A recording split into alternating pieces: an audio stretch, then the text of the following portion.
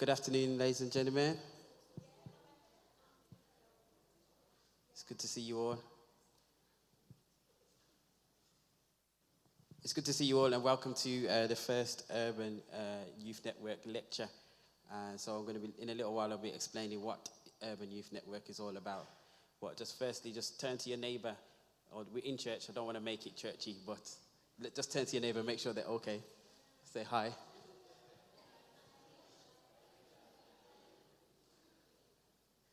And then, if possible, then come draw as close as to me as you can.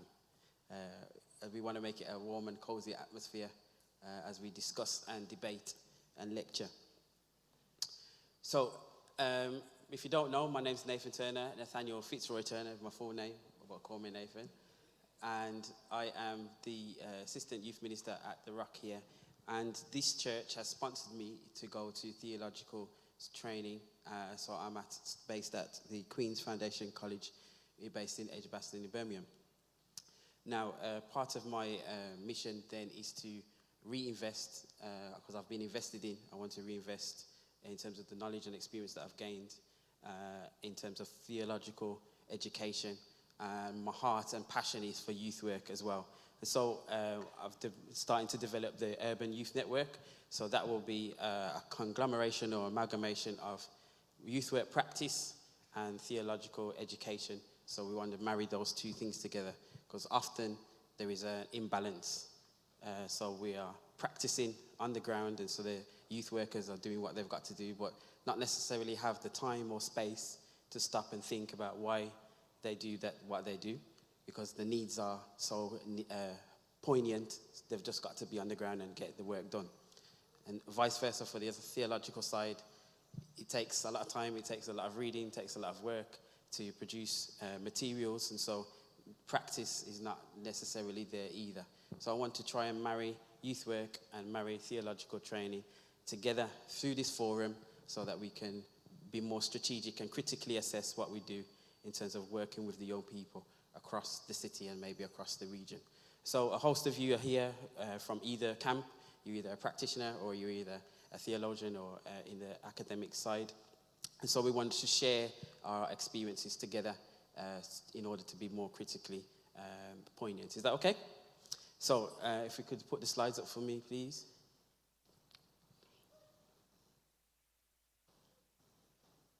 So we're running a little bit behind time, but the format for the couple of hours will be, I'll be just concluding the aims of the youth network. Then we'll be looking at celebrating the pioneers, one of the pioneers of youth work. If you go to the one before, or one after. Yep, we'll be celebrating one of the youth work pioneers. Our speaker for the day is Errol Lawson, who is a youth pastor, has been in full-time youth ministry as a pastor, and is now a business leader, a mentor, trainer, entrepreneur, author. Are there any other things? Keen footballer. So he'll be lecturing for about half an hour, 45 minutes. We'll have a quick tea break, and we'll come back for question and answers before we close. Is that okay? Okay, if you move on to the next slide for me. With the aims, or the one before. So the aims of the Urban Youth Network are to celebrate the pioneers of youth work. We have a lot of good work going across the city and across the region. So we want to celebrate some of the pioneers that are doing that. And we'll be doing that through publishing work, so documenting their story and putting it on either a written book or onto social media. The second aim will be to critically assess youth work practice. So this will be through this forum in terms of the annual lecture. So we'll do this once a year. And the third aim is to set up a scholarship fund so we can fund some people or a person to go to theological education or a youth work-based course, so that youth work has some theory behind it and it's not just practice. Okay? So as time goes on, I'll be putting out some more information and you'll hear a lot more about it. But first, let me just introduce our first pioneer, who is none other than my dad, Elder Fitzroy Turner. Now, he's going to tell me off because he doesn't like the spotlight at all. And you may well tell me off and tell me it's nepotistic, but I really just don't care. My dad is my first teacher of ministry. He was the national youth director. He was on the national youth board for the New Testament Church of God for many years. Was a district leader and a local leader, and he would be following around carrying his bag, carrying his books and all kind of things as he practiced. And so that's where my passion for youth work comes from. And I'm going to invite Janet Dawkins, who is the co-founder of Bless to Bless Ministries and one of his prodigies, to come and just speak about her experience for this pioneer in youth work. So could you please welcome her as she comes.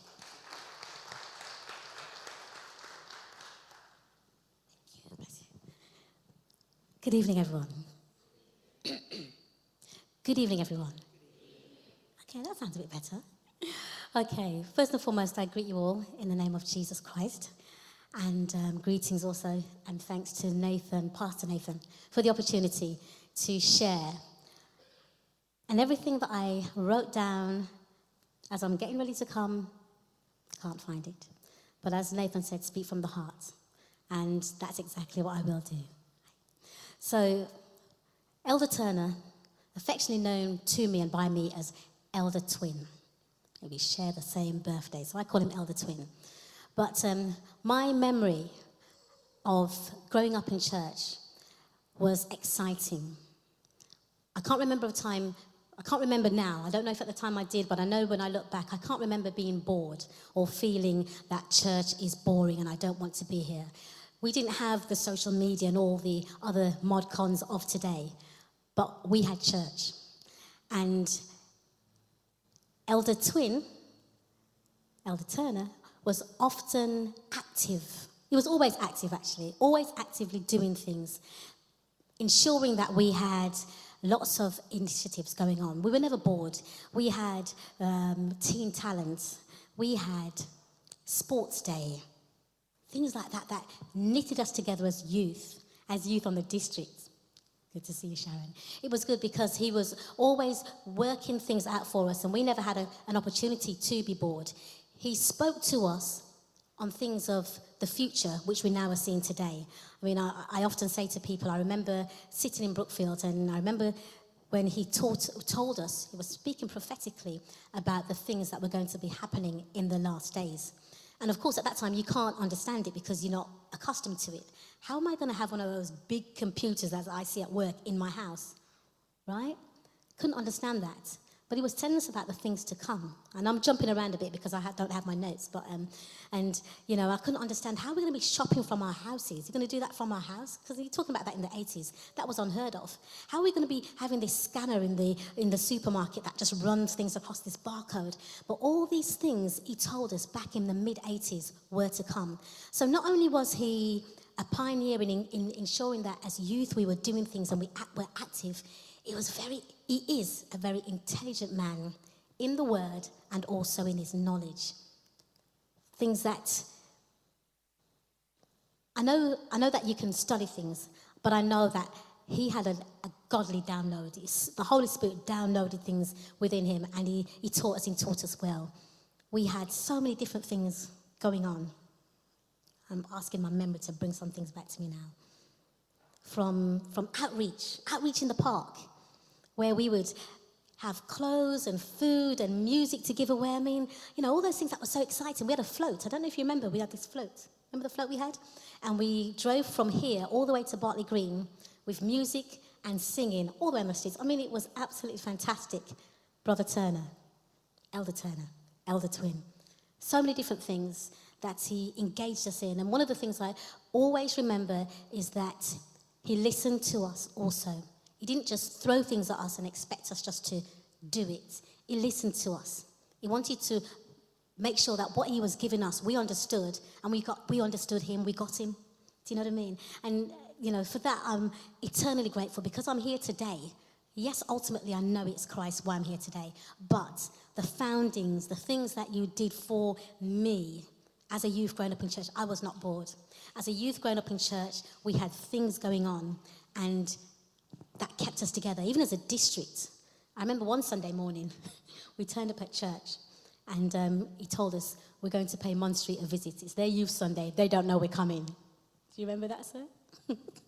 Well, as the young people, we all jumped in the van. We were excited. You remember, Sharon? And we turned up at Munn Street. They're shocked to see us. And it was just those sort of spontaneous things that was just, it really kept us together, because it's like, as a church belonging to a district, belonging to a national organisation, we were strong. Highgate District was strong.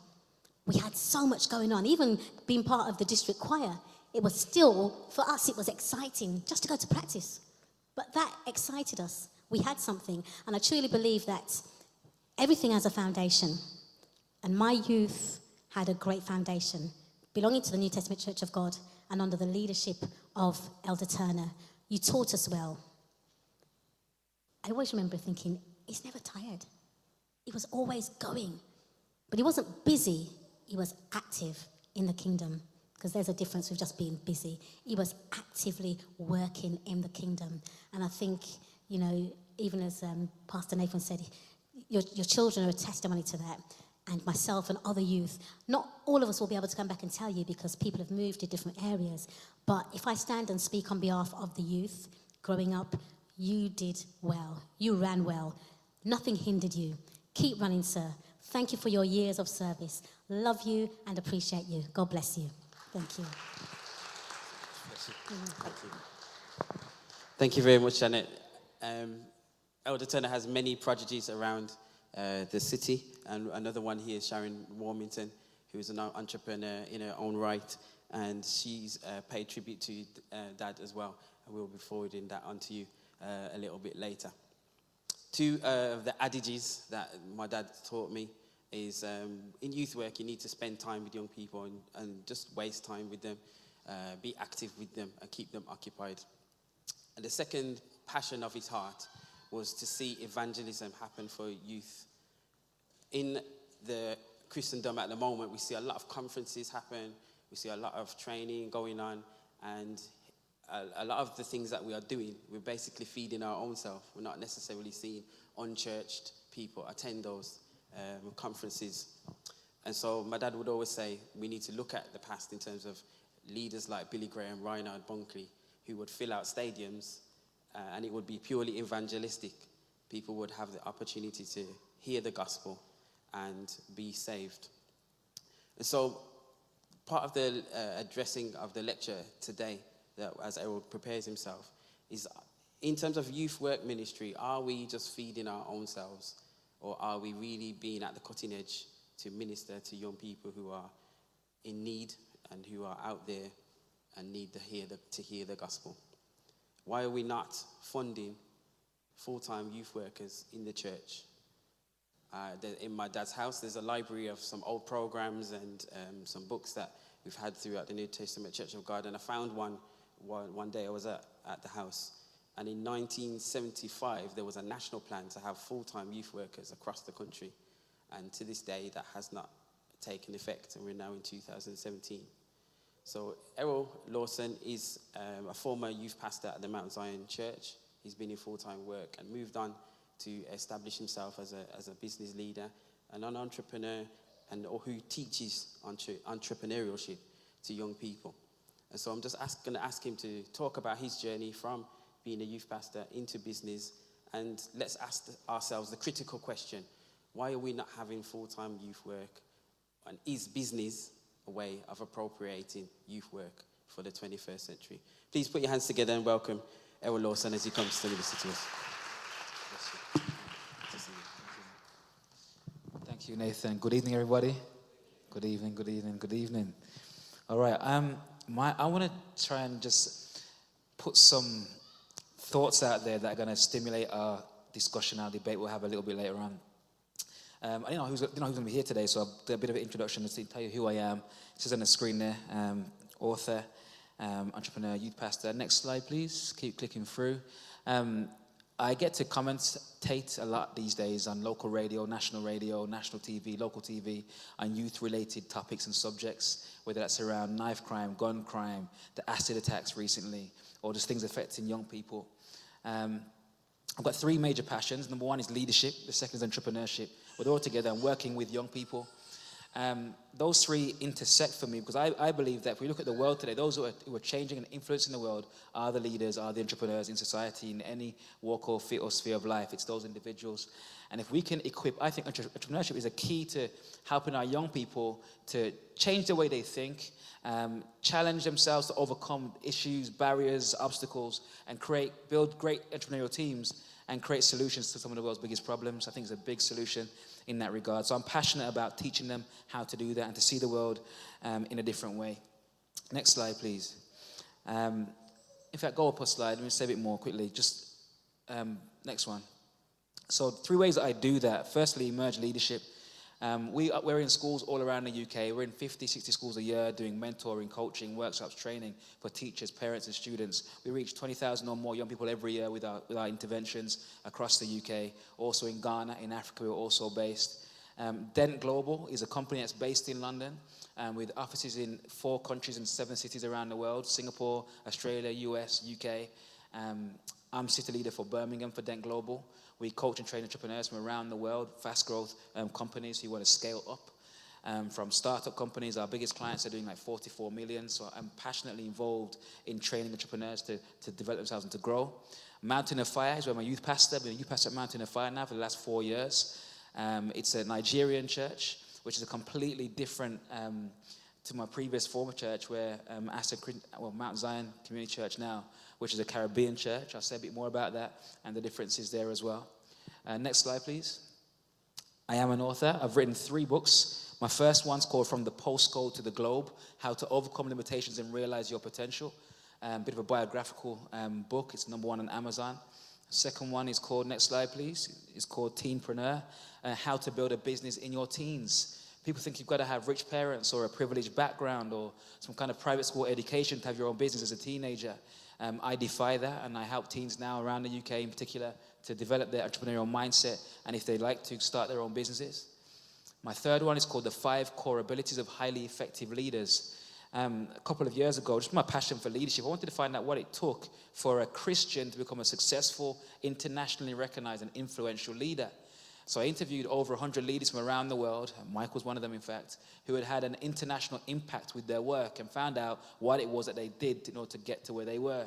Leaders from business, academia, church-based ministry. And what I found were the 5 things that they all did really, really well. And I call those the 5 core abilities of highly effective leaders. That's also #1 on Amazon. And I have those with me today if anyone's interested in grabbing one of those. Next slide, please. So, my journey in youth ministry, just to set a bit of context for what I'm about to share. So, I started working with young people when I was about 15, maybe years old. I didn't grow up in church, so to speak. I did up to the age of about 10, 11. Then, about from then onwards, really, my uncle had a football team in the community in Handsworth here, and I played for his team all the way through my teenage years. I was one of the players, and then at age 18, 19, I started managing a team of young people. Local, so little league football and Sunday football and managing these teams and working with young people and just getting into that. I then, about age 19, through probation service, I met a man named John Holcroft who helped me to start my first business, which was called Team. Together, Everyone Achieves More. Still not yet Christian, but John opened my eyes to this thing called apathy. He helped me to recognize that around me in my community, there were young people who were struggling with this apathy. They were going through life with no sense of meaning or purpose. If you met one of them and said, "What are you up to?" they'd say, "Not much." But I realized there were lots of opportunities out there that they weren't aware of or weren't interested in or didn't have access to. And so Team was about building that. We put on talent shows and competitions and events and all kinds of events around the city of Birmingham, got celebrities involved and got TV crews and all kinds of different things to create this platform for young people to express their talent and get recognized. Still not yet a Christian, but still very much involved in youth work, if you like, and in the community. Patricia was around in days, I think, as well. That developed, and then with that, I was then headhunted for a job with a guy called Pato Banton, who's a local reggae musician. He had a company called Music Links. I became a music development manager for Pato Banton for about 2 years. I was coaching, mentoring, and training musicians, artists, singers, producers, you name it, across the city. Putting on events and whatnot for young people. And then I had my own record label after that. I was managing my own artists, my own young people coming through. I was training, promoting, all these different things were happening for a few years, more events. And so Higher level music, yeah. Higher level music. Still not yet a Christian. But then in 2004, I got saved. And my whole world changed. So I came into a church environment where, at the time, Pastor Mike was our youth pastor, then at Mount Astor Christian Center. He was a social pastor, rather, but overseeing the young people there as well. And I came into an environment where all I wanted to do was serve God. I wanted to know God. I wanted to just live for the Lord. And all that stuff I started doing, I actually put aside. The record label put it aside because I recognized that although I was in the lives of these young people, I didn't have the capacity to really help them to change themselves, the way they were thinking, the swearing, cursing, all the different things. And so I realized that actually I need to just deal with me, and I put that stuff aside. Long story short, 2 years later, I became the youth leader at Mount Zion. And then after 2 years of doing that, I became the full-time youth pastor at Mount Zion. I spent 5 years in a full-time role as youth pastor. It was my job, day in, day out. I lived it. We were, literally lived in the church. We grew the youth ministry from a handful of young people to we're getting 70 coming every Friday night rather. We had our own band, and we're going on trips abroad, mission trips to Ghana. All kinds of different things were happening. We've grown this. It was called the World Changers Army. It was amazing. It was some of the best times in my life happened in those few years of ministry. It was just like the dream job. It was just amazing. Left there in 2012 and joined Mountain of Fire, where I am now. And I've been youth pastor there for about 4 years, which is a completely different environment, different culture, but equally as rewarding. Young people are there. It's equally as rewarding. So in between that journey, Astor Manor School was a school across the road from Mount Zion Church. And I'd go in there and do lunchtime clubs and do assemblies. And one day the head teacher at the time, Heather Roberts, came and said, Errol, can you do a leadership program for our year 8 students? Yeah, no problem. I've done it in church, but never outside the church. I said, you always say yes, right? Of course I can. Went in, delivered it. She said, Errol, that was fantastic. Can you do it again and we'll pay you to do it?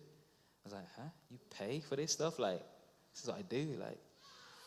Long story short, they paid me to do it. And that was the first school that paid me. The following year, I had 5 schools came on board, then 10 schools the following year, then 20 schools. And the number of schools that were paying me to do stuff grew. So my ministry extended from just being inside the church to now being outside the church, where I'm going in with the same enthusiasm and passion. And schools are going, wow, where's this guy come from? We've never seen, because teachers don't like talking in assemblies and things like that. So when we go in there with our passion and our fire and our enthusiasm, they're like, wow, this is amazing. And so that led to the developing of our business and how we're reaching kids now across the UK and in different parts of the world. Next slide, please.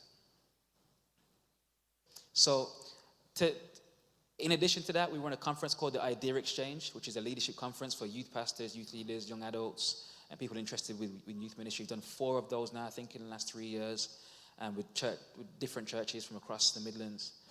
So having said all that, I want to share with you now, we're talking about effective youth ministry, engaging young people. These are what I think are some of the determinants to effective ministry. You may agree, you may disagree, but hopefully there'll be some food for our debate and panel discussion a little bit later on. So the first thing, please, next one, is the youth leader. What makes an effective youth ministry? Number 1, the youth leader. And in relation to the youth leader, it's about a couple of things. I could say the youth leader and their calling. The primary question is this young person or this youth leader called to this ministry? What we find is that when youth ministry is tough, right? It's challenging. And as soon as stuff gets difficult, kids start to get frustrated or start to argue back, we get to see what someone's really made of. And we will all have seen someone who was in there for a while, and then some kid upset them, some kid said something they didn't like, or weren't praying how they wanted them to pray, or whatever it was, and they said, you know what, this ain't for me anymore, I'm off. But for us to be effective in youth ministry, we have to understand that we are called to youth ministry. We have to understand that there's something inside us that says, I'm called. You know what, when I got called to youth ministry, I didn't want to youth ministry. I had so many prophecies, and I'd be like, no, man, I want to be the next Benny Hinn. I want to go around the world and heal the sick and raise the dead. But God said to me, you're called to the youth ministry, Errol Lawson. And there's something about that calling that when stuff gets tough and gets difficult, you're resilient, you're able to stand firm no matter what comes against you. Are you called into youth ministry? The second thing is this. Is youth ministry a platform for promotion? Or is it where I'm called to be? Part of the challenge that we face is that people see youth ministry as a stepping stone to being an assistant pastor, then a senior pastor, and have my own church. Is it where I'm called to be? We have to know that this is it. If I'm called to work with you for the rest of my life, praise the Lord. This is where God has called me to be. And we've got to be mindful of our young people getting the idea this is a career pathway to something different. We need men and women who are just called, as old as they might be, as young as they might be, into this opportunity.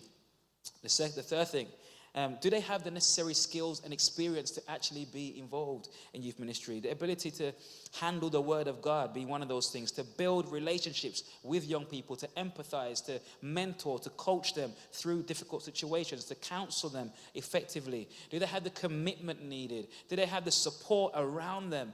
In so many cases, we see that churches today, our youth leaders, youth workers, are all volunteers. They have no resources, no training programs, no support network or structure, no intentional development program for the individual. And they're thrown into a situation with no resources, no support, and therefore they're struggling to build something. There's something about sustaining and maintaining, but to build, as Nathan's dad has done, is to build effectively, we need to have some place to go to that we can say, this is tough.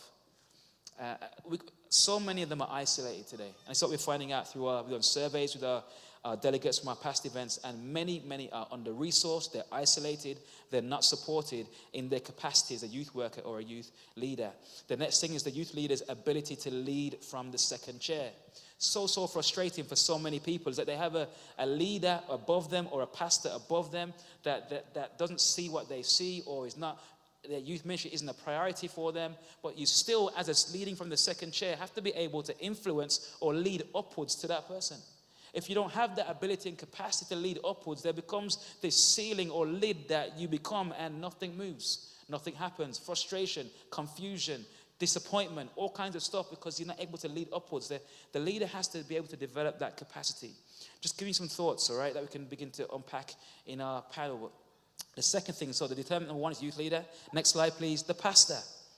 I don't want to cause any offense to anybody, but the pastor is a key determinant in the effectiveness of the youth ministry. For example, the vision, their vision. Is their vision a vision for the local congregation? Is it a vision for the local community? Is it a vision for the city? Do they see the needs of the community that we're in? And is their vision, does it encompass our young people? Is it a priority? Their commitment. I was with a pastor recently who's grown his church from a couple of hundred to now 1,000 with 5 other branches around the north region. And I asked him, what was it? What was the key to making this happen? He said, commitment. He said, I committed myself to this. He said, I made up my mind that I was going to do this, give it all that I've got. And if our leaders are in some way distracted or not focused or have other priorities that take the energy away from them being able to pour into and build the church, it's a big challenge. The pastor, their discernment, their ability to see the callings and the giftings on the lives of the people in the congregation and to pull that out of them. There are young people, men and women, who are hungry and are thirsty for God, who want to give everything for God, but they need someone to see that on them and pull that out of them. Now, if a pastor has got that gift to see and to pull out and develop, praise the Lord. But if there hasn't, you get a lot of people sat down who are frustrated and not knowing where to put that energy, and probably will put it out somewhere else.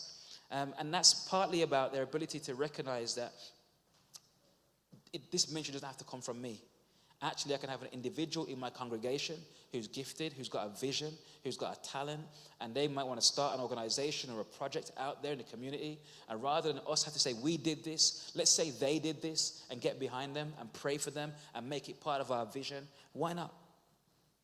So their discernment, their priorities, is youth ministry a priority? No matter what, we need the shepherd of the house who has that shepherd anointing, if you like. When that person speaks, he gives authority to everything that happens in the church. If I'm the youth pastor or assistant pastor, no matter how much the people love me, no matter how much they care and they think I'm amazing, if I say it doesn't carry the same weight as when my senior pastor says it. So I can be saying this and doing that and everything else, but if that senior leader doesn't come and speak that into reality, the church is still waiting for that. And they're not going to get behind me as fully as perhaps they could. And so if it's not a priority for them, then it becomes a frustration for the youth department at times. What else? The pastor. Their ability to engage with and relate to the next generation and to speak into youth culture. Are their sermons relevant? Are they connected to what's happening on the ground with young people? Do they understand the realities of the challenges and the struggles that they're facing in this generation right now? Are they really in tune to that? Do they want to be in tune to that? Their own personal leadership development journey. The challenge we have in a lot of churches today is that we have some amazing spiritual men and women of God, but they've not actually been through or been in an organization before where they've had to understand, how to report to HR and the systems and the processes that operate an organization. Chains of command, communication, how it all operates. And so now they're in a church without having that kind of experience, as spiritual and as anointed as they are, without that kind of experience and knowing those systems and practices, they can bring any organization down because the practical things are not happening. So their own personal leadership development journey. Let me go to the next one. It's the time. So youth leader, the pastor. Denominational culture or philosophy. Big challenge. To hire or not to hire. So when I was a youth pastor, thankfully it was in the Assemblies of God denomination. And within the AOG, within Elim Church, within Baptist churches even, C of E churches, the culture is to bring somebody in where possible to employ a full-time or at least a part-time youth worker / youth pastor who's in charge or responsible for either the children, youth, or young adults departments. That's part of the culture in the church. It's not the same culture within Caribbean churches necessarily, or African churches, less so perhaps. So when I was youth pastor, I was the first, in fact, I was the only, myself and Johnny Lee at BCC were the only paid full-time youth pastors in inner city or north of Birmingham, if you like. Now imagine that. So we were building, and you see our youth ministries growing and thriving. Johnny was doing momentum and all those things with his team at BCC, and we had all of our events at Mount Zion because we were able to give time into it and create programs and structures and leadership development things and do all kinds of different things because we had the energy and the time to focus on that. And so if it's not within the culture or the paradigm of the church to actually bring that in, then that can become a challenge. We've got to challenge that paradigm and ask ourselves, because oftentimes the money's there to do it. Oftentimes, not always. But we've got to think, is that our priority? Do we need to make it a priority? And I will present that. I think we need to. In the African church, so where I'm at right now with Mountain of Fire, again, there's no one who's really paid to do stuff. But the mindset and the philosophy is amongst the youth leaders and youth pastors is that they all get together. They get together in a really powerful way. They take initiative. They're supported, at least verbally, by their leaders. But they take responsibility and they make things happen. So they'll get the branches together. They'll put on retreat programs and different things. And there's something about that, us as a next generation of leaders, having to think about how do we take responsibility for our young people by doing stuff, making things happen, and not waiting for the powers that be to tell us what we should do. Okay, next one, next factor. Finances, resources, big deal. Prioritization of finances. Do we put money into youth work? Do we invest in a youth pastor or a youth worker?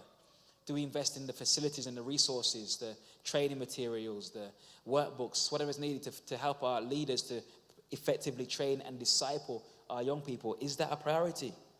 There are limitations. I think with the cuts in public funding now, we're seeing so many youth provisions shut down across the city. We have to ask ourselves, actually, as a church, is this an opportunity for us to step into that breach? We have the facilities, we have the manpower, we have the volunteers. Is this an opportunity for us now to actually engage with the youth who are disengaged, with nowhere to go, with no opportunity out there? Is this now the best opportunity that the church has ever had to effectively engage with and disciple young people from this generation? Is it a best opportunity? The next things are determinant. So we've got the youth leader, the pastor, denominational culture, philosophy, finance, resources. Next one, please. God's providence. Just the grace of God. Like there's just something about the grace of God when it appears, it shows up. The power of God. There's something about the supernatural that when God steps in, regardless of all of these things, God can do something, right? But our structure has to be in place. Our structure has to be in place. So back in 2008 at Mount Zion, and we went through a time of like revival, shall we say. And literally, like every day for a few weeks, we were in church, all of us, our young people, and we were like the presence of God, the worship. It was so amazing that people were coming every single day. Like we would never be in church every day, but the presence of God was there. But it was difficult to sustain it, I believe, because the structures weren't necessarily in place. You got to have the structure as well as the anointing and the power and everything else working. We need both working together, right? So we need the power of God, we need the presence of God and the grace of God. But we need a structure in place as well to sustain that when it does come and to maintain it going through. Cool. All right. So, get some ideas for our debate a little bit later and some points we'll discuss and share. Next thing, solutions. What are some possible solutions for us being able to effectively reach, engage with, disciple our young people in this generation? The first I want to say is exposure, right? Exposure. What I mean by that is, I remember when we started our youth ministry at Mount Zion, and we had a handful of young people. And one of the first things that I did was go down to London to Pastor Doug Williams' church at Walthamstow, who was a close friend of our pastor at the time, and just wanted to see what they did. And I was amazed that on that particular Friday I went down, same kind of demographic as us, there was over 100 young people in this church building, praising God, worshiping God, having an amazing time, having fun. I remember sitting in that room and thinking to myself, this is what I'm going to do. I'm going to create this in Birmingham. If they can do this here, I can do this. Like, limits off. And there's something about us exposing ourselves to other examples of successful youth ministry, whether here, whether abroad, wherever it is that is effective. We need to, I think, expose ourselves as leaders and also young people to those environments. So important. It's difficult for us to have a vision without seeing something sometimes, see something in action, seeing it happening. That changed my thinking. At Mountain of Fire, similarly, we went for a time at Mountain of Fire. The structure is very different. So the church is based in the central headquarters in Nigeria, branches all around the world. And so all the branches around the world they report back to a national branch. So UK branches report to the UK headquarters. That one reports back to Nigeria headquarters. And so everything is directed downwards kind of thing. And so I came into this kind of system thinking like, what's happening? Like, I'm not from this, like we just get stuff done, we do. But here it's like, you can't do this, you can't do that. But what switched it for me was going to a national youth retreat, an MFM youth retreat, and seeing the other youth leaders from around the country together and their young people, and seeing how they operated and how they designed their programs and how they presented their activities. And I realized that actually it was very much the same thing, very simple, but without actually seeing it happening, there was no hope. There was literally no hope, like forget it. But we've got to expose ourselves and our young people, our leaders, to bigger things that are happening, either locally, nationally, or internationally. We've got to be a part of something bigger. Partnering with other leaders. So we've got to be effective in creating partnerships and relationships, I believe, with leaders in our denomination. And more intentionally, that might look like creating a WhatsApp group for all the youth leaders in a simple sense. We're actually getting together and planning and strategizing.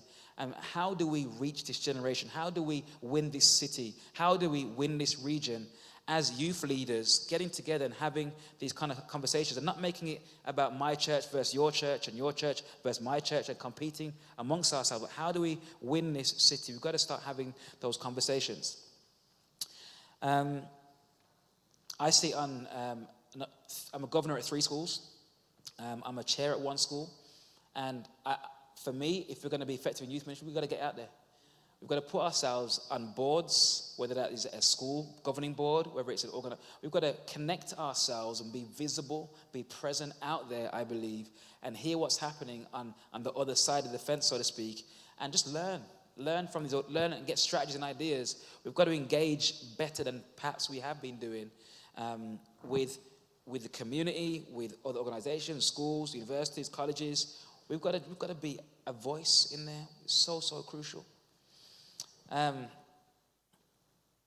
the solution, empowering the entrepreneurs in our congregation to respond to the challenges that our youth are facing.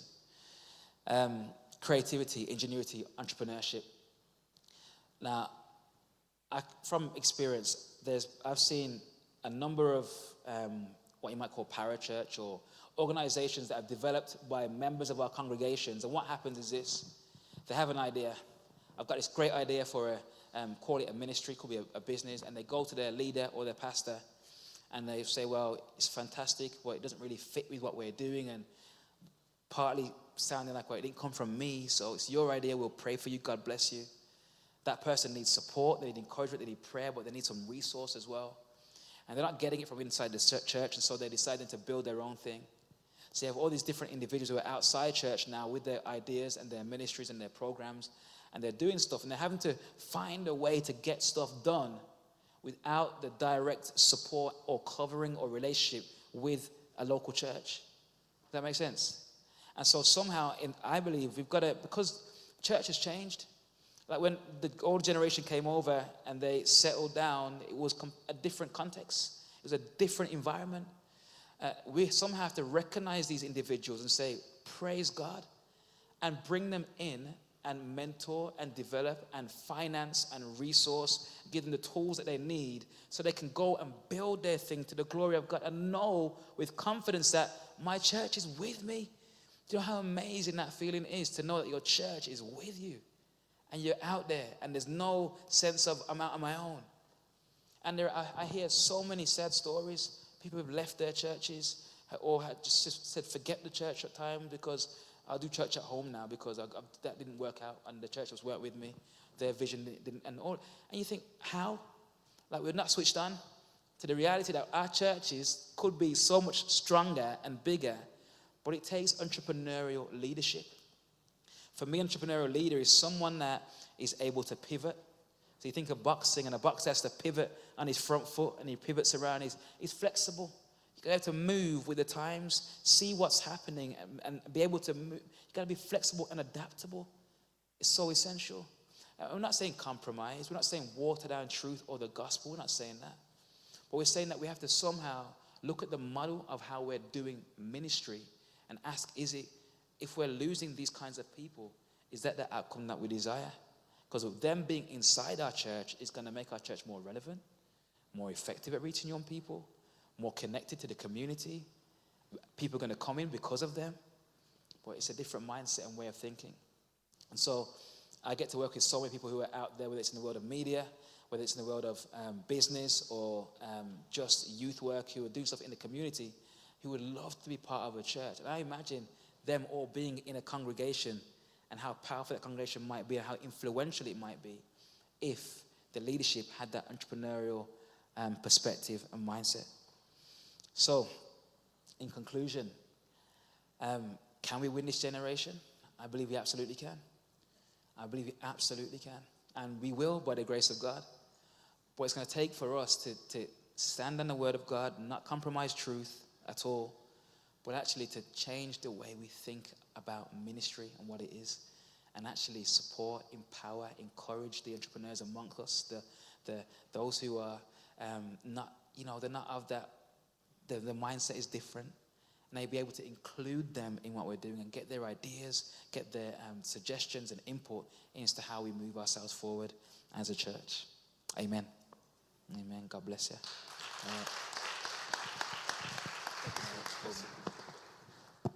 I want to thank Errol so much for delivering some thought-provoking thoughts there.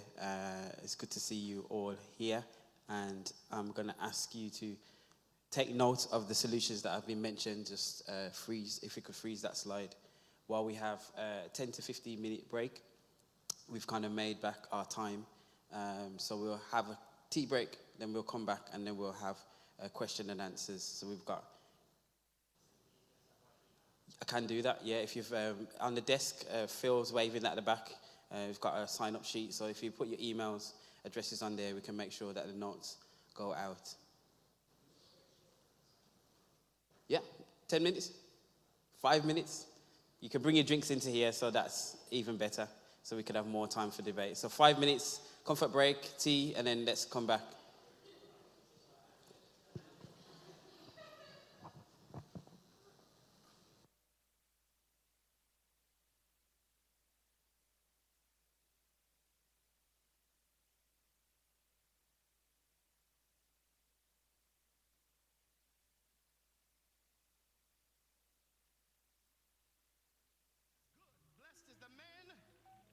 That trust in him.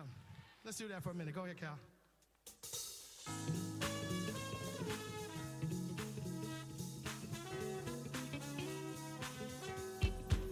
Let's go.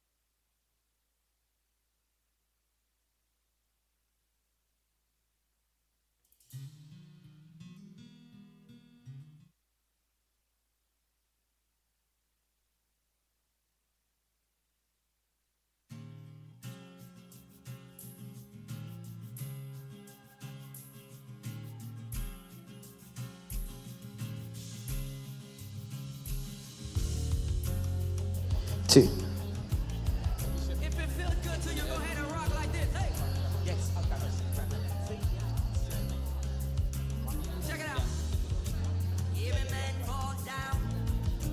Everyone needs grace. Your love is enough now. By your name we say, hey, look beyond our own. So that's what we need. We are alive now. By your name we're free. You got up so I could get up again. Now I'm up again with you. You got up so I could get up again. Montel, Yeah, Montel, nice to meet you. Lovely to meet you. So I can get up again. I'm up with you. I'm up with you. Hey, I'm up with you.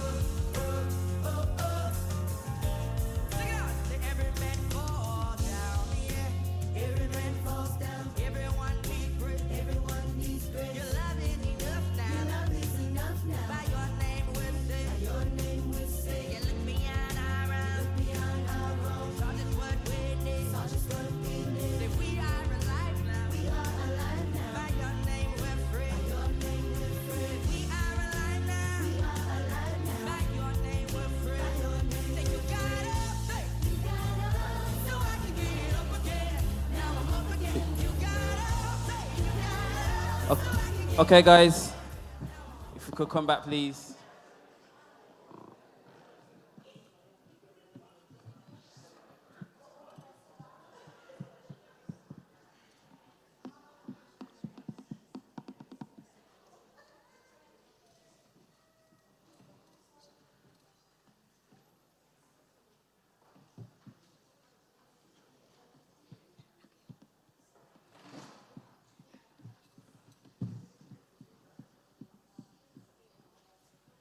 Okay, so welcome back. We are streaming at the moment, which I forgot to tell you. So don't call out your pastor and cuss them because it is being recorded. But we want to be critical. We want to ask questions that are cutting, that are deep, that really get the heart of answers out of it. So Montel Gordon is going to be running the Q&A session. So as a young person himself, he's very theologically minded, interested in... Yes, please, sorry. If you could grab an extra chair. And Nathan, come as well. So these guys are very critically minded.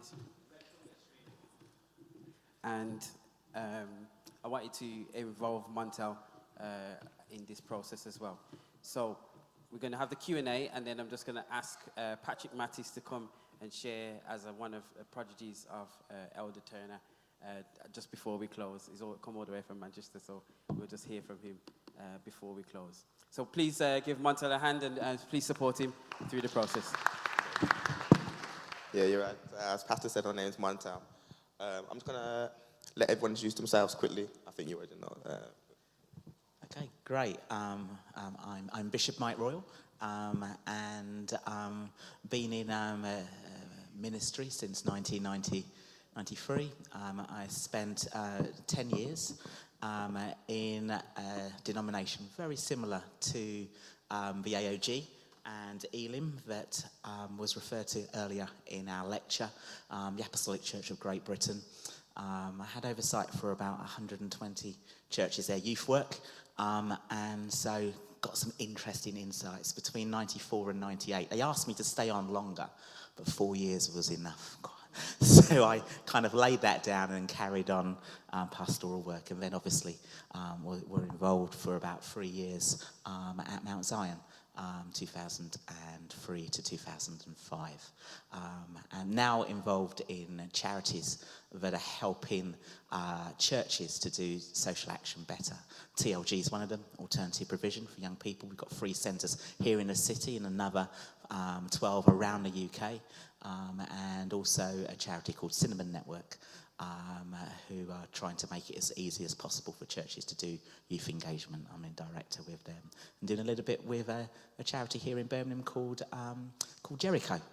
Working very closely with Patricia White, who's amazing to work with, and we're helping people to be skilled, fulfilled and employed, those who are struggling to get employment.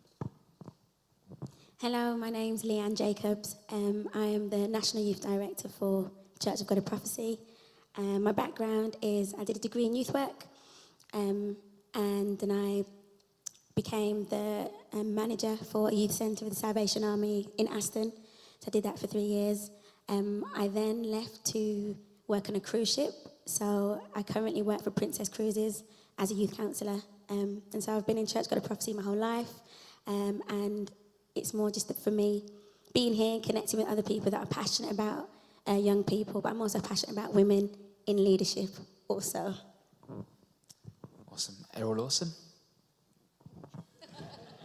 Yeah, hi. My name is Errol Lawson, and I'm an author, director, business coach, pastor. I'm joking. So Nathan Dennis, I go to New Jerusalem Apostolic Church in Aston. I'm a deputy youth leader there. I came back to the role after leaving about 2.5 years, 3 years ago. Since about 2005, I've been running an organisation in different names, but First Class Youth, for those who know it now, it's First Class Legacy, which specialises in youth and community engagement, and does a lot of stuff on behalf of public sector companies, helping them improve their community engagement strategies.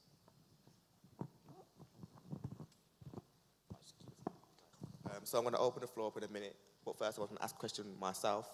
So I'm quite a inquisitive person, so I wanted to know, out of the money the church gives to you guys for the youth, what do you guys spend it on, and what does it go towards? Turn up the Facebook Live.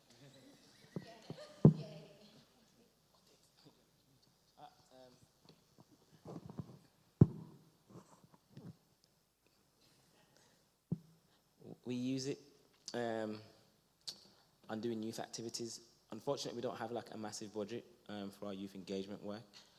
There's a pot of money that we've self-fundraised ourselves and use to do conferences and pay speakers and stuff like that. But realistically, in terms of some of the stuff that Errol was speaking about, I definitely relate to it in terms of like none of our workers are paid. It's all voluntary. And I think there's a disconnection between reality of life in terms of like, because I think ideally if I could be full-time doing what I want to do with the youth, I could do much more. But there's an expectation to be doing a more than full-time role, but with no kind of real resource, and I think that's one of our biggest problems. For myself, we have the young people actually raised £110,000 in the last 3 years.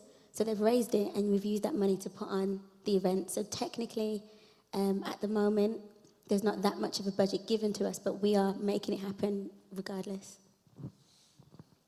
I would just say my past experience would say that oftentimes the church's budget generally across the board in denominations and in churches, firstly, it's about employing the pastor and an administrator, and oftentimes kind of the youth work as a priority comes a little way down the list, and I think that's the reason why many of our churches don't have paid youth workers, even on a part-time basis, when it's really essential. So I think that's one of our challenges. What's the priority and where does the budget go? I'll open the floor up now. Any questions? I'm a parent, and most of my budget goes on my children, whether that be school fees, school trips, clothes, their social activities, etc., etc. So why do you think ministers who are children and have that ministers who have children and have that experience of growing a family and know that most of their budget has to go in their family, why do they not translate that into the church field, and so that most of the budget for youth work and ministry is allotted to that department?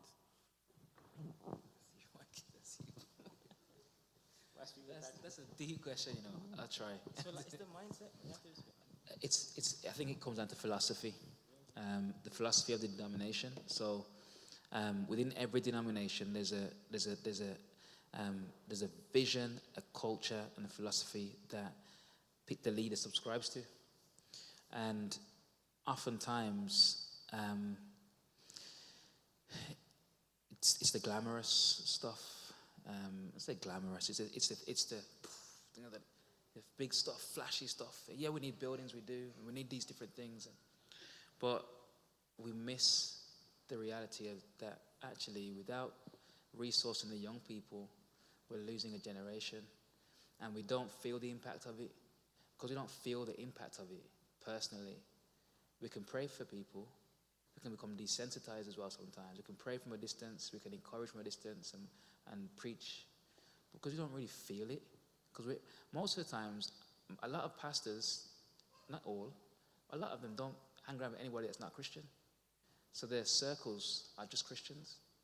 And so, not everybody, but many don't actually feel the pain. I think if we felt the pain and the reality of what's going on right now, it'd be the first thing that we did. We'd say, stop church as it is. Look what's happening around us. You know, I really believe that. I just co-sign with what Errol was saying. Let's just be honest, man, and not just. It's mindset, it's just philosophy, it's where people, for instance, I sit on the board at my church, and I see we do big conferences, and there's different international speakers and different things, so budget goes to different things, and sometimes, if you're not going to change what you do, you just do the same old. You know what I'm saying? You're like year in, year out, you're doing the same old thing. But for me, I think we just need to change the game and invest. But I think it's leaders having the trust. Like what Errol was saying in his presentation, you almost feel like you're in the second seat or third, sometimes fourth seat. You know what I'm saying? You're probably given a title, but when it comes to like implementation, you've got to go through so much because I've got to report up. There's probably like 3 people above me. So even if I have an idea, it's got to go through so much scrutiny. And then by the time what was a good thing that could have just happened yesterday, it goes through so much counsel that you just lose the ethos and the power in it, and then it doesn't even happen, or it doesn't happen the way it needed to happen. So I just think that we need to trust, church leadership needs to trust who they're putting in a position to do what they can do, and give you that empowerment. Because one of the things I reflect on as someone that's been around church world for about 12 years, I haven't done it so detailed like you in terms of research and asking questions, but I always use Seth as my kind of example. Seth was going to quite a major church. God gave him a vision of Midnight Oil, and long story short, he had to go outside of his church network to go and start something that's one of the most powerful from Afro-Caribbean youth ministries. He had to go outside the ministry. There's many of us I could name names, but I don't have to, that almost have to step out of the church to birth their ministry instead of coming to the church and getting that resource. Is that making sense? So what happens then is that what I feel happens in our generation is that we're almost like we're working in our silos and we're not working together, because Errol's trying to sustain himself, build his ministry, and look after his family. I'm trying to do the same thing. So almost like, unless we really force it, so we've been doing this on work this year a lot together, but unless you force those relationships and you get us to come together, it doesn't happen, because really we should have been standing on the shoulders of the leadership, but it's like we're creating a whole new thing. So why really am I doing First Class Legacy and trying to like run my own thing? Realistically, in an ideal world, I come to the leadership, get resources, and just do what I need to do. I concur with everything that's been said so far. Interestingly, TLG, we do alternative provision with young people, and also early intervention, so coaching children as well. And the story of that organisation, I nationally pioneered it, was that actually it started with a church, and the vision for young people outgrew the vision of the church. And so the 2 organisations separated. Now, sometimes that's something that naturally happens. Sometimes there is just a vision that is bigger than any one church. And so that does naturally happen. But my sense is that sometimes that's got to happen if we are going to really touch the needs of the young people that are out there, particularly in this city of Birmingham. We are the youngest city in Europe. 40% of our population is under 25 years old. There is no other major city in Europe that has a demographic like that. And our youth work has been cut to the bone. There's a huge opportunity for us to actually invest in the next generation. Thank you for, Ryan Miller. I feel like I'm in a business meeting now, having to stand. thank you for those comments. I just wanted to contribute and really just share a thought with regards to financing of youth ministry and why that's such a challenge in our churches. I believe specifically the Caribbean church, the Caribbean African church, historically, we were not welcomed in the Caucasian churches when my grandparents came over from the Windrush generation, so they had to formulate and start their own churches, the Bethels, the Church of God of Prophecies, the New Teas in the 60s and in the 50s.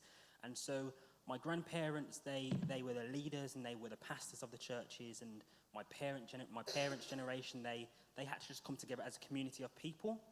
So there was never any thought with regards to youth work, because there was always that closeness that they needed as a community, because they weren't welcomed in certain churches. So there was an emphasis on financing youth ministry, hence why there aren't many senior pastors here today. It's my generation, the 20s and the early 30s, that are sitting around this table saying, how are we going to finance youth ministry? What are the challenges of youth ministry? Where this discussion, in all honesty, should have been happening 10, 15 years ago. And there should have been a network of pastors that should have been having this discussion 10, 15 years ago, 20 years ago, and saying, we need full-time youth workers. We need youth workers that have got our backing, that have got our support, that can run with their vision.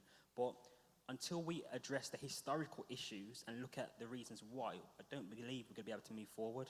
Or I say we, until some of our pastors actually accept that they were accountable for not addressing this issue 10, 15 years ago, and then understand that they need to support us now, then we're not going to be able to move forward. Just a thought. Sorry, can I say something just before? I'm sorry, sir. It's going to sound really simple, but if you're passionate about something, you invest your time, you invest your money, you invest everything you have into that thing because you're passionate about it. It's the same with our young people. I'm not a parent. As parents, you know, it's easy for us to send our children to football, to ballet, to dance, to everything else. But where's our passion for them growing in God? And I'm not saying that to step on anyone's toes. It's just a challenge that if you're passionate about something, if you want to see something happen, you have to invest. You have to send your child to X, Y, and Z and support them and encourage them to grow in God. Because if you're passionate about it, you will invest. So if you're passionate about your children, you know, becoming your next, you know, it doesn't have to just be in church. It could be the next politician, the next whatever it is, you have to invest. And so sometimes I feel like, as Errol was saying, until we kind of feel some devastation or some real pain really close to home, we don't move. It shouldn't necessarily take for us to get to that point to move. Let's just be proactive and invest in our own children so that we can have, you know, the next generation being incredible. But it starts with the investment coming from us first. Hi, my name's Simon. Just a very quick question linked to what your first question was, Montel. Does the panel feel, and it all depends what denomination you're from, that the diversifying of ministerial departments has had an impact on youth work? As in New T, we've got young men's ministry and we've got young women's ministry, and they don't necessarily work alongside the youth department, but they have a budget or they can claim financial assistance for those departments.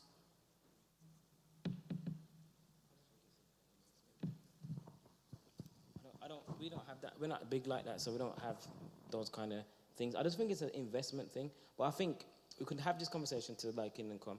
What I think practically we can do today, I think Errol said something powerful about if we, as the next generation, if you want to call it that, there's New T in here, there's God of Prophecy, you represent a church. I think what we should do, looking at the calendar for 2018, is really consider our plans. Put your plans on the table. I put my plans on the table. You put yours. Because I think, you know, I get really upset about it, if I'm being honest. I think we just do too much conferences and too much events. We just become like this church of just events. And I think to myself, are these events actually effective? And Nathan, you asked a question at the start of this. Are we just having events for ourselves? From my perspective, yes, we are. From where I sit and my passion is outside the four walls more. I don't see the youth that I see that's involved in what they're involved with coming into our churches. And I think if we could somehow find the time and put our plans together and say, what is your objectives for your event? What's the objectives of your event? Could we do a big event? So we put our budgets together. So instead of you spending, 20 grand for that year on events and we're spending 20 grand. Could we just do one event and save money and put it into other stuff? I just think we need to just be creative and just do things different. I don't know if anyone agrees with that, but I would just say this. The needs and the issues that young people within church are facing compared with the needs and the issues that young people who are not in church are facing are not as far apart as we think.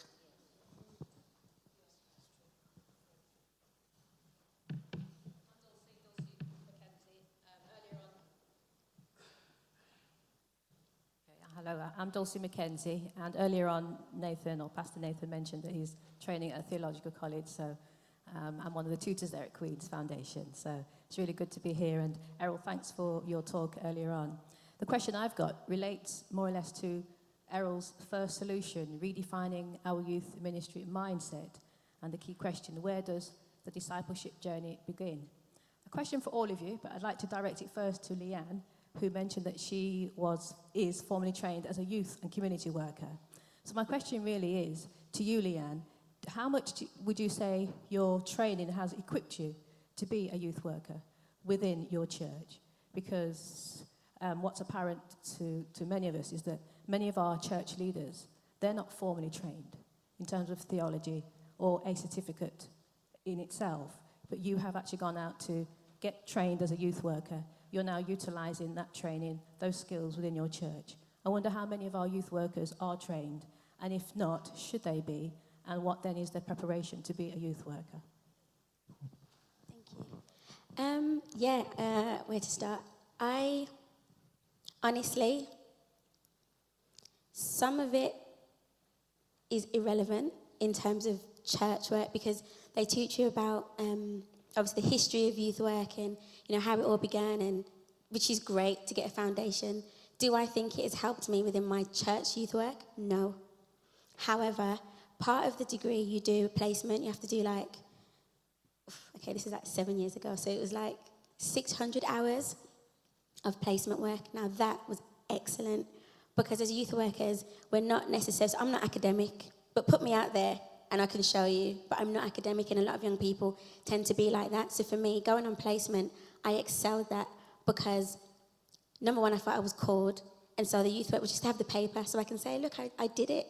But being there with young people, that is what prepared me for youth ministry, so to speak, because, as you said, the issues are not far apart. It's just that we're a little bit, naive isn't the word I want to use. We can pretend that those issues are probably not affecting our young people in church, and they are. So maybe learning how to approach and deal with things in that setting has definitely helped me to be confident when coming into church, because I think you have a balance, you have the power, you have the anointing, you have God, His providence, His favour, His grace, but I also have strategy. I know if I want to get a certain thing, I have to start on the ground. There's no point me telling everyone, I am this, that, and the other, respect me. They're going to be like, goodbye. I need to go in there and play pool. I need to go in there and waste time with them and just chill, because then they're going to see that I'm consistent. Once I'm consistent, then I can start to bring in other things. So that's taught me. That's what my degree taught me. The rest of it was question mark. What was the last question you asked?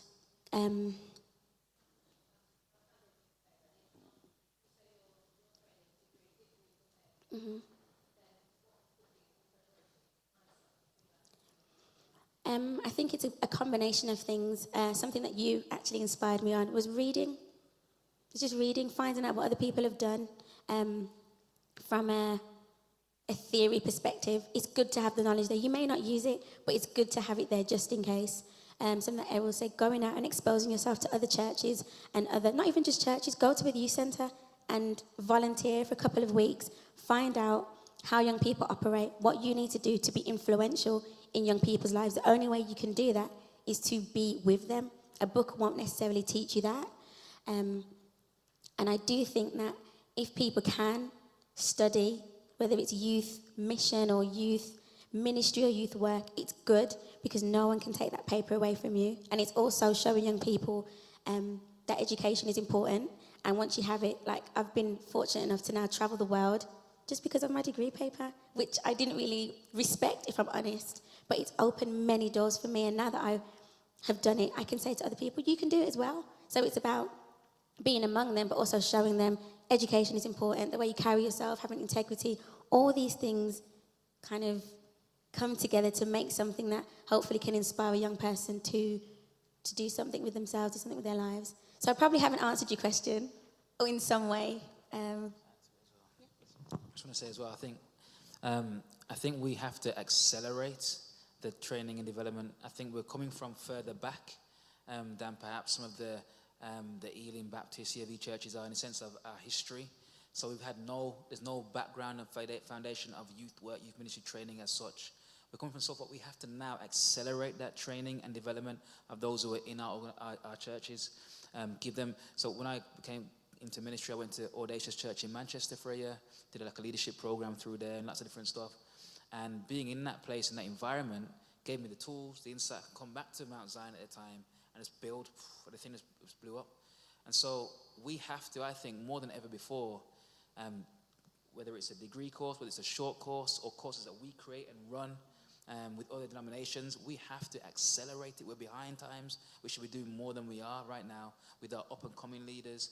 I think of our church, people like Matthew Stone and Selena Stone, Daniel Stone, who went to Oxford and all that. And these guys came through our youth ministry and grew, and we training and development consistently. And, Romana, who's doing eloquent dance, was in our youth, you know what I'm saying? So all these came through. But we have to really get intentional now. We're behind. And so it's essential for me if I want to do stuff.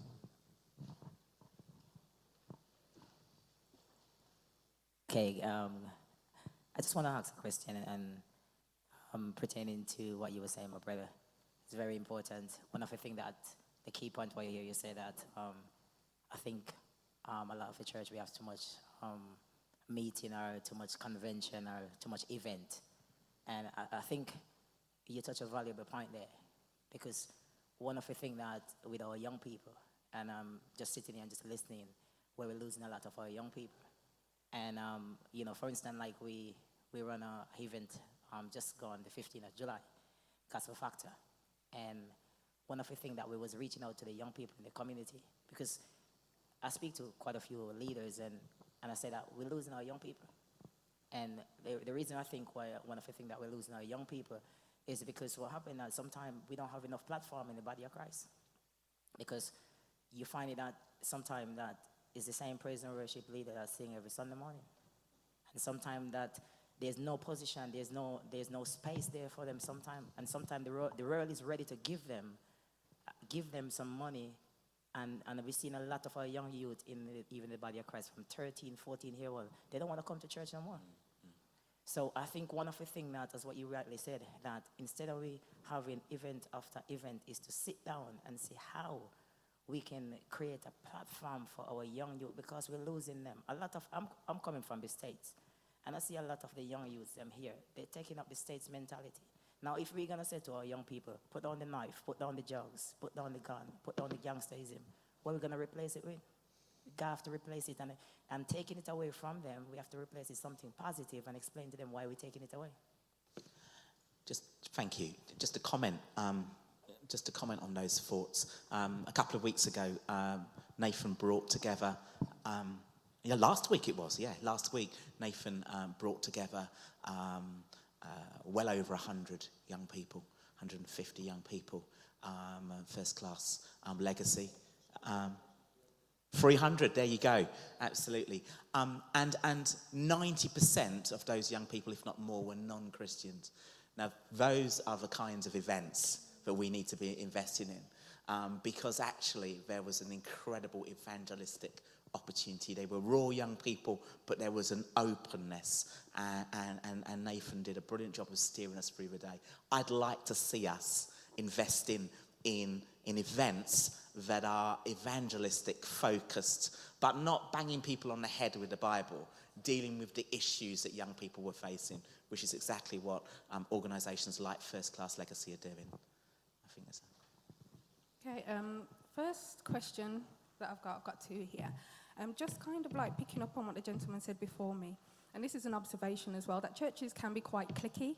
So you see a lot of the same people doing the same things, all their children doing the same thing, which could be argued that those who aren't a part or blood relatives may feel, when will their opportunity come? How do you think that that will impact young people as they come in or are there for a while and see these patterns continuing, which have done for years? And that's not a disrespect, because, you know, you do pass on things to your children as well, and they're there. But if you know what I'm saying, then you know what I'm saying. My other one would be is, how has legislation and what governments have brought in, whether it's the CB checks, etc., how has that impacted the church in the way that youth work is conducted?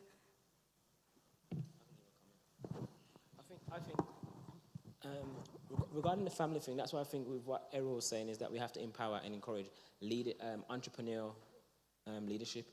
And when I think of that, I think about like empowering young people to believe in their gifts, their talents, that God has given you, has called you to do something, but do it in a sense. Because what I think what happens is that there's a lot of leadership that do that, but when a person starts to manifest their gift and the talent, the very thing you've been preaching on Sunday, and they start to, you know, I've got this vision, I've got eloquence, and then they come to you and they say, all right, then this is what God's telling me to do. I think the struggle happens is like, okay, can you stand to see me blessed, or can you accept the vision that God's given me? And I think that's where the struggle happens. And unfortunately, a lot of people feel that they have to go out. But in terms of the CRB stuff, I think it's fantastic, because from our perspective, CRB checks and even how the Charities Commission are behaving at the moment, they're scrutinizing churches very heavily. I think it's beautiful, because it's getting us to look at our policies, look at how we spend our money, looking at how we resource things. You see, because that's on. But all right then, you see, I can't even say it. But basically, it's beautiful. It's really, really good, because what it does, it challenges behavior. And you talk about like our churches are birthed out of like family experiences. It helps us to kind of like change practice and do things in a different way. And you know what you say about the HR, and consider policies and really look at policies and look at what we're doing. I think it's a brilliant thing for the church. Let's quickly add to that as well. I think, so when I became a youth pastor, I remember looking at other examples of leaders and pastors, and it's a great point you made, Charmaine, because I used to think, wow, these guys, like his dad's a pastor and his granddad's a pastor, that's why I'll never make it, or there was this sense of exclusivity, and I was coming off the road, and so, if you didn't have that lineage and that history, then boy, forget it, And we've got to be careful that we don't send that message out to young people that they've got to qualify somehow, jump through hoops and be something that they're not in order for God to use them. And that can sometimes be projected. We've got to be mindful of that. I perhaps see it a little different. Maybe because the thing's on. If we're being honest. If the both things are on.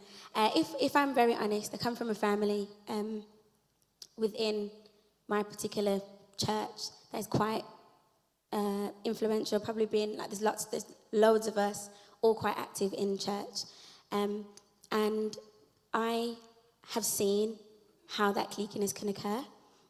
However, being kind of on the side where people think I'm a part of that, is that sometimes it's only us that are coming to everything. So, for example, I grew up with loads of young people my age, but on Tuesdays when prayer meeting was on, they weren't there. But I was there because I had to be there because there was not an option.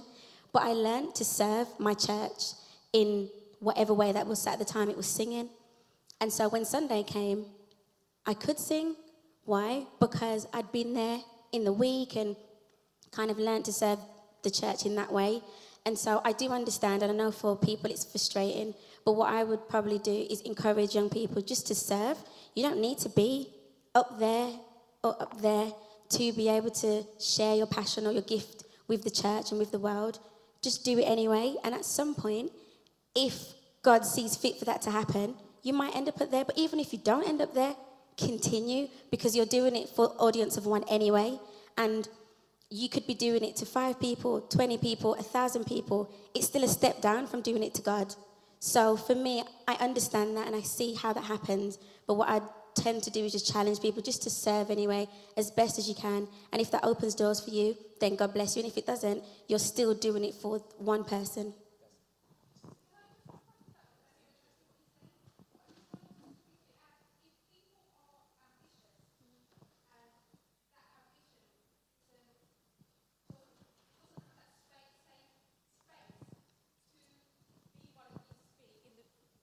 in the beauty that it could be. So people are moving from here to there and wherever else.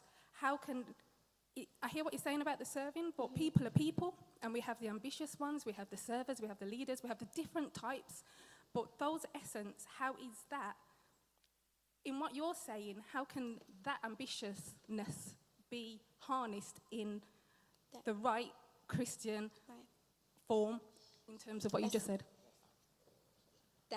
Honestly, that's difficult. I'm not going to come back with anything. That's challenged me. So I'm going to say, honestly, I'm not sure. And I'd like to think about that in a bit more.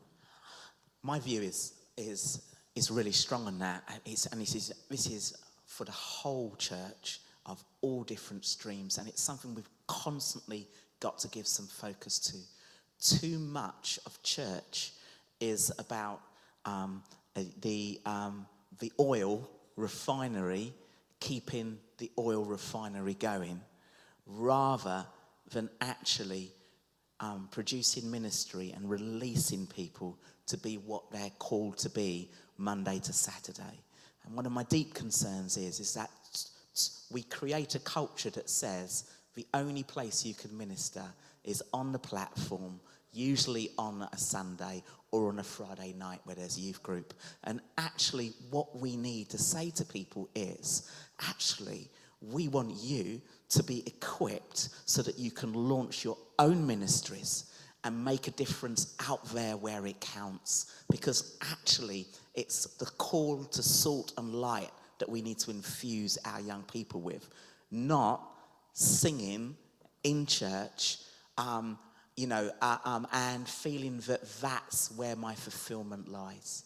And so and that's a mindset change that has got to come from bishops and pastors all the way through. It's not about what goes on in here that's important. So what is what we're doing out there. Can I just say, my name's Jan. I run Eloquent Dance with my daughter Romana. And a lot of people like to say that Eloquent Dance, they say to me, Imani, well, actually it's a church. You've got a church for young people. And I very much steer away from that because the young people, almost to a point now, they don't like to be associated with church. The church name, that's what a lot of the young people are saying now. And it's purely because of what comes with it. And what we've tried to do is, I've looked at the way, I was very much strict with Romana, you have to go to church, because as a culture, we believe that church helps us bring up our children. But in actual fact, it doesn't really do that in the whole aspect. For example, not criticising in any way, but if you look at a lot of the mosque, after school, they have educational programs for the kids. So as soon as they finish mainstream school, they go straight to the mosque to learn about their religion. We don't have anything like that, where when they finish school, they come to church to have tutoring. So one of the things I made sure I did with my daughter is that when I decided to mentor Romana, I made it threefold. And it's something we've started to do at Eloquent. So we've listened to the youth because they have a lot to say. And one of the main things is that they say nobody listens to them in church. They don't understand the preaching. Nobody wants to listen to them being open about what's going on within society. Even the word sex is almost like a sin for them to even mention within their own youth ministry. So we've gone right back to basics, and we actually offer tutoring, and we pull in the parents that are educated.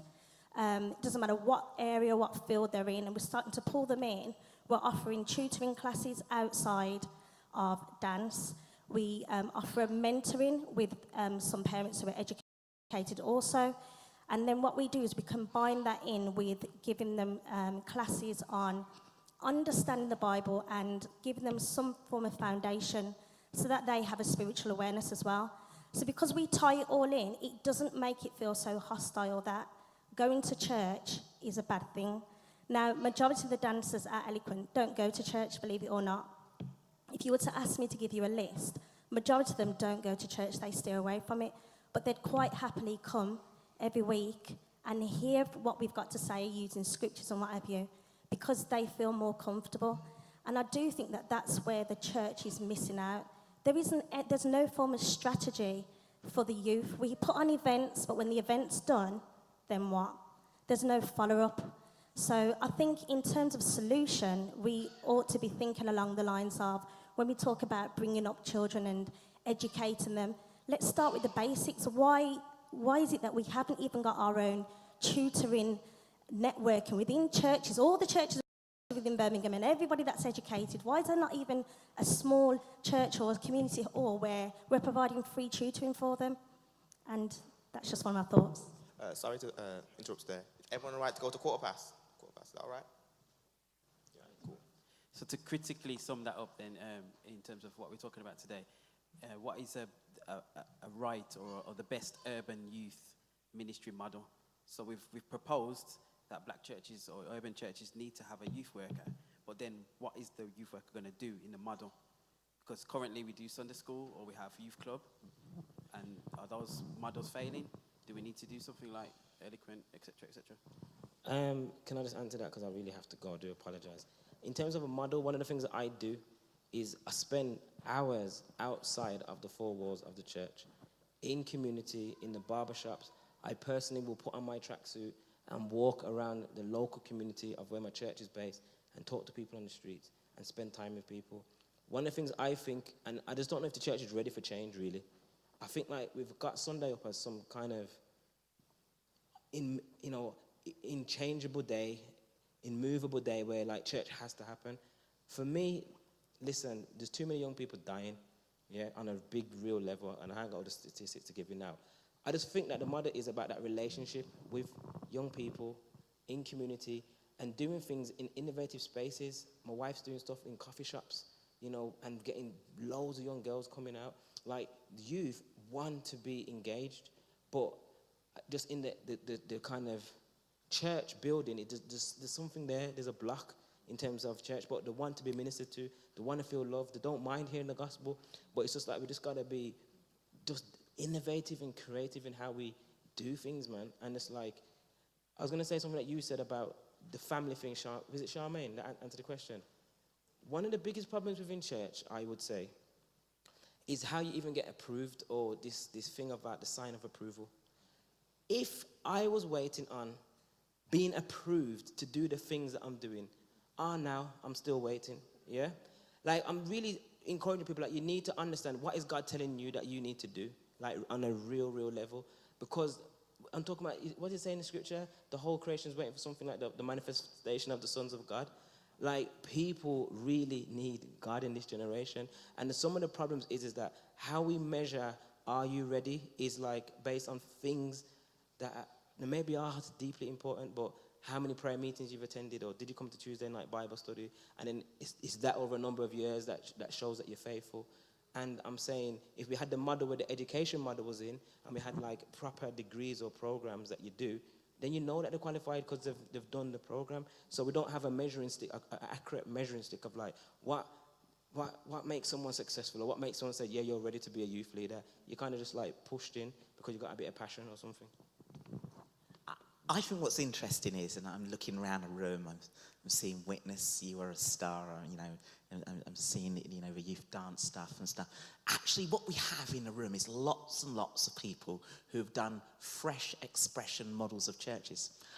That's what the white churches call it. That's what the Anglican and the Methodist churches, call it. But when it's us, they're a maverick, they're just doing their thing on the side.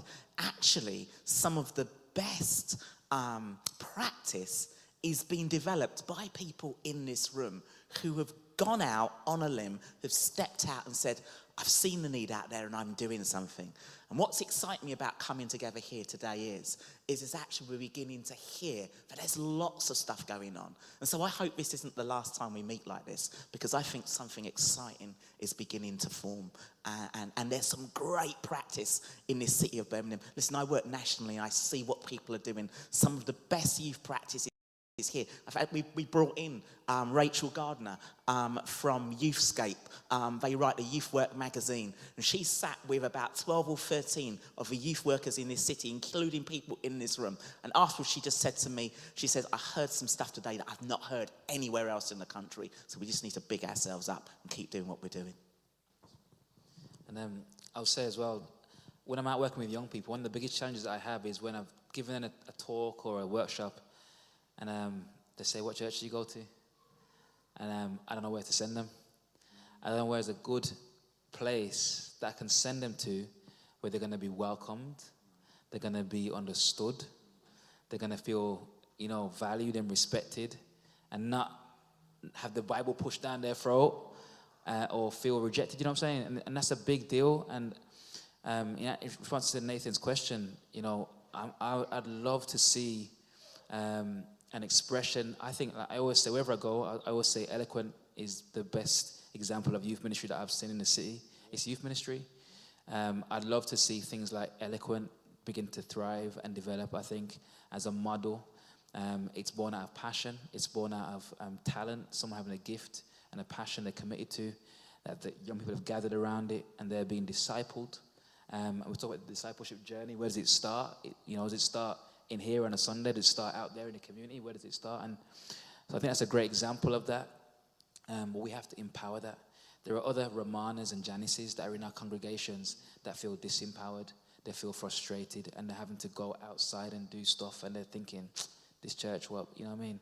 So we have to discern as leaders. So we've got to empower it. We've got to empower it. If we see others around us that are doing stuff, we've got to empower them, man. We've got to empower people. We've got to big them up, lift them up, let them, and then somehow I'm waiting for somebody to create that space that we can send young people to they need community. They're crying for connection and community. Where's that place they can go and play pool and play table tennis and, play some Xbox and, eat some food, hang out with their friends and feel like it's safe? Sorry, just to say that we're going to have to take 3 more questions. I know that we've run over time a little bit more and there's more people to speak. But if we just take 3 more questions in short and then we'll wrap up. Suppose I stand. Suppose when I look at the panel, I see a whole generation that's speaking things that my generation was speaking.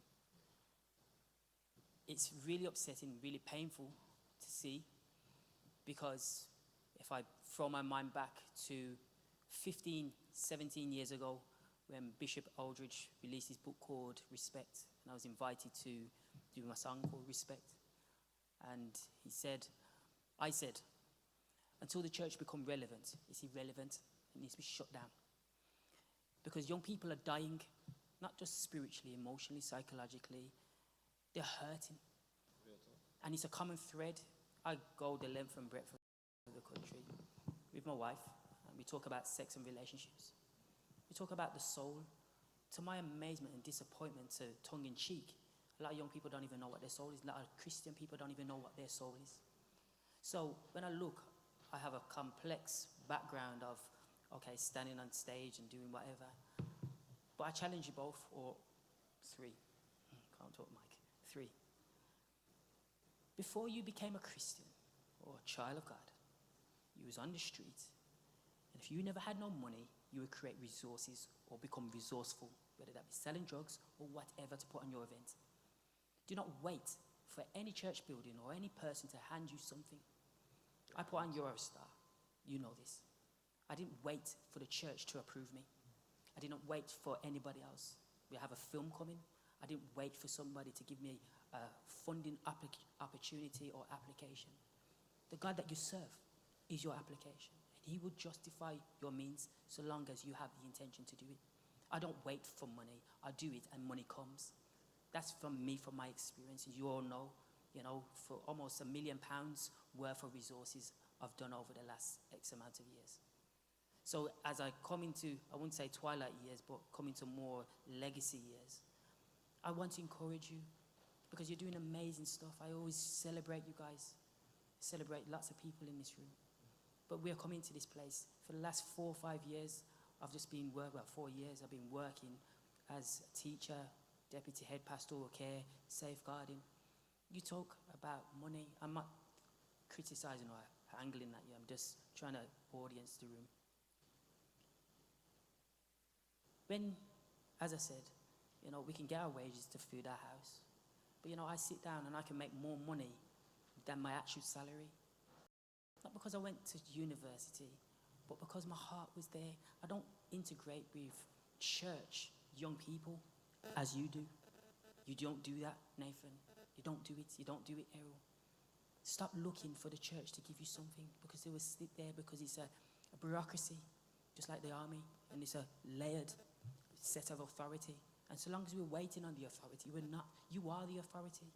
You are. You have to go out there now. You have to continue doing what you're doing. So it's my encouragement to you just to look at yourself and say, you know what?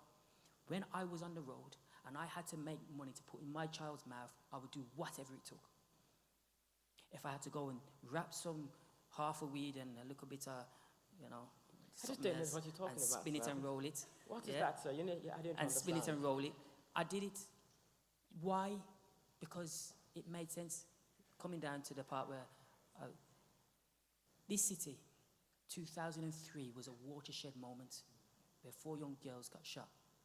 The church stood up because they had to be seen to stand up. There is nothing happened in this city since then on a magnitude like that for the church to stand up. If you go to your Bible and look at it carefully, the only time that that gospel got spread is when persecution came. So therefore, if you're sitting waiting for the church, which is in a very comfortable state at the moment, to do something to help you to shed out finances when they're looking at their own resources, you're going to get more frustrated. You become more angry and bitter and resentful. I'm telling you, you've got the power in your hands right now. And if we call his name, if we really call in his name, then we're really saying, yo, Lord, you do it through us and you will see. I promise you that.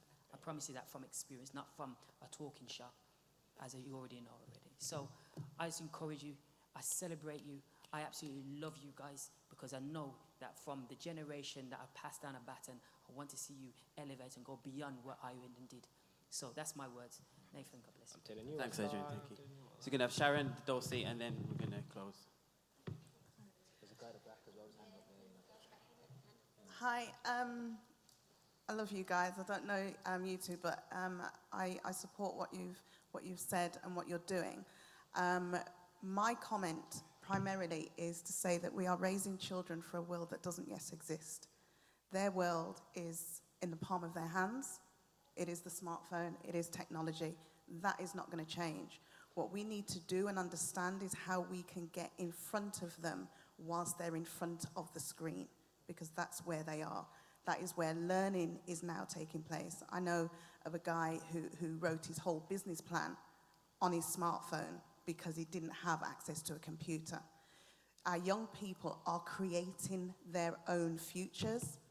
If you think that the money isn't there, trust me, it is there.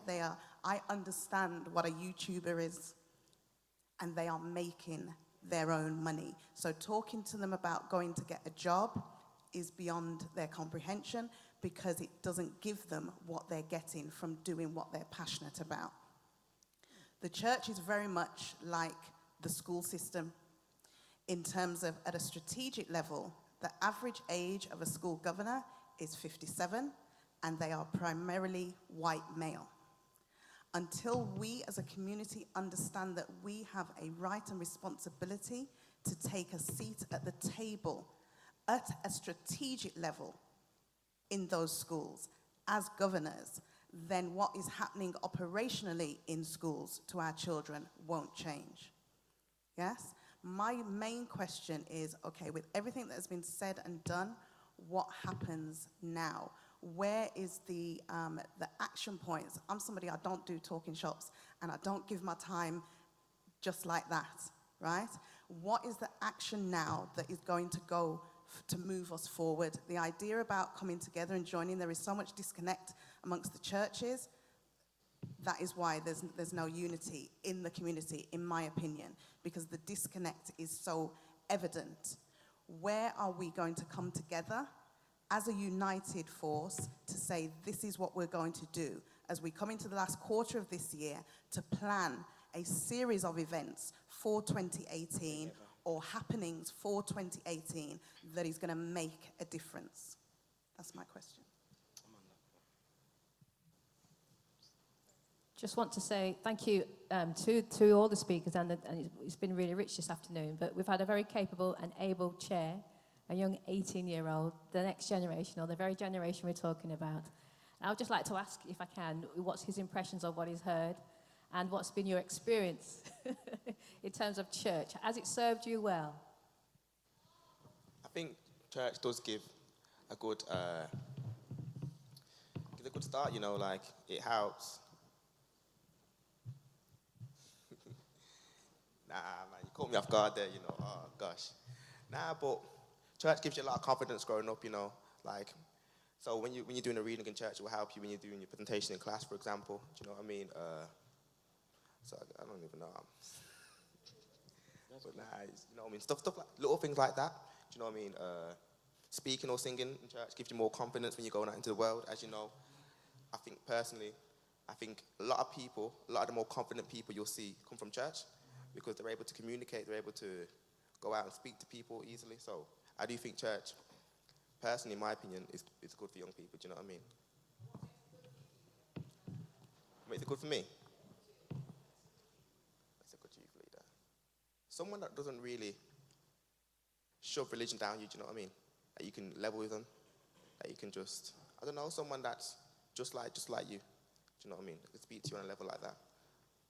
Someone young, you know what I mean? Obviously, but yeah, that's what I think makes a good youth leader.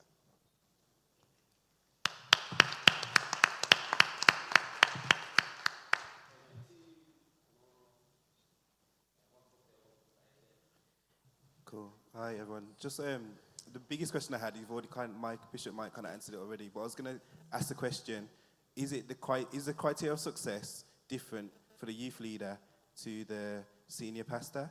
And I think Bishop Mikey kind of answered that, so thank you for that. But the other question I was going to ask is, what kind of experiences have the panel had with parents in engaging with the youth ministry?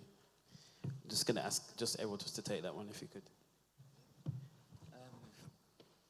So engaging with parents, it's one of the hardest things to do, whether in schools. So the schools that we work in, we hear all the time, like parents evening, like parents don't show most of the time, you know. It's a case of we send our kids for the school to raise them, or we send our kids to the church youth pastors to raise them. And there's not much engagement. They don't know what's going on with their kids. They don't ask us what's going on with their kids. They're not too fussed, it would seem. We have to address that somehow. But we need parents to lead on that, if that makes sense. We need parents to be saying to us, let's compare two schools. So if you go to like an inner city school, like a North Birmingham Academy or an Aston Manor, parents' evenings are generally quite low attended. If you go to a Sutton Girls or a grammar school, the parents are knocking down the door saying, I want to know what's happening with my daughter. I want to know what's going on. And they're more interested and engaged and concerned. We have to be like that for our children. We have to be those that are saying what's happening in church when you go to Sunday school.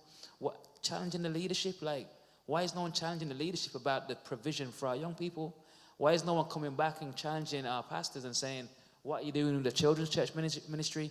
Are those teachers even qualified? Do they even have CR? We have these assumptions because it's church. We have to challenge that. AJ and then Paul. I'm really going to have to stop after Paul. So AJ. Yeah, before I carry on with this conversation, I'm just saying that all glory to God. Yeah, when I speak, yeah. I was raised up I used to go to church like every Sunday just at my nan's. My mum and dad wasn't in church, yeah. So the streets is what raised me. So the only person who probably knows my past is probably Adrian, yeah. So what I'm saying to you is, yeah, I work with 6 years. I work with kids, a 6-bedded home. So I work with youth, yeah, ages between 12 and 16. And I do apologize because I came halfway through, yeah? So I do apologize if I drift off. But I'm saying, are we talking about church or are we talking about helping youth? Because I'm hearing about a lot of church, where youth don't want to hear about church, they want to hear about love. Because if we're following, if I believe what I believe anyway, yeah? I'm a follower of Jesus Christ, yeah? And he dealt with love, yeah? So when I'm dealing with all these youth, whether it's youth at my workplace, youth on road, yeah, it's me showing them love.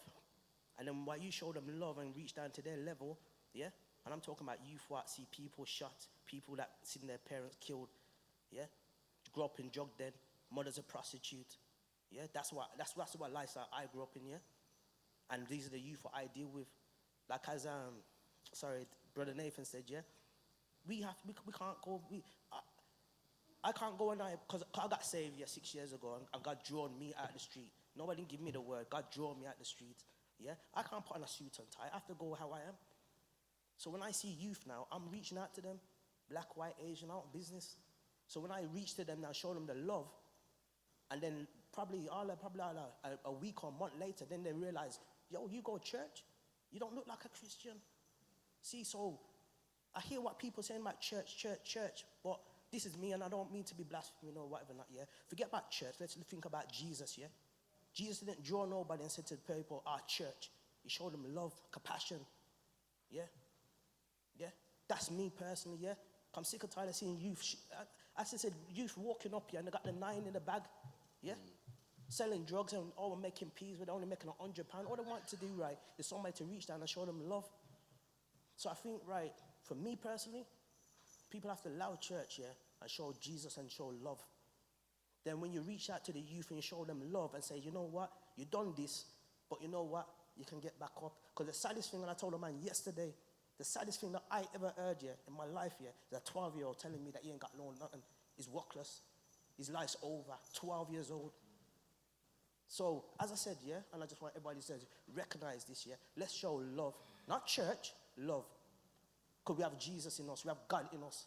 So let's show them love, yeah? And then when we reach down, yeah, whether they ain't got nothing, whether they ain't got this and that, whether not, yeah, it's society what's showing them certain things, yeah? Yeah, it's drug dealers what are showing them certain things. It's glamour what's showing them certain things, yeah? But we need to show them love. When we show them love, then we continue. Yeah, I hear about events, but when the events happen, we have to continue with it. We can't give them a once month and then left them and then come see them another month and left them. We have to continue with it. So that's all I got to say. Just think about what I'm saying, yeah? Thanks, AJ. Thank you. Paul, just behind you. It'll be the last question.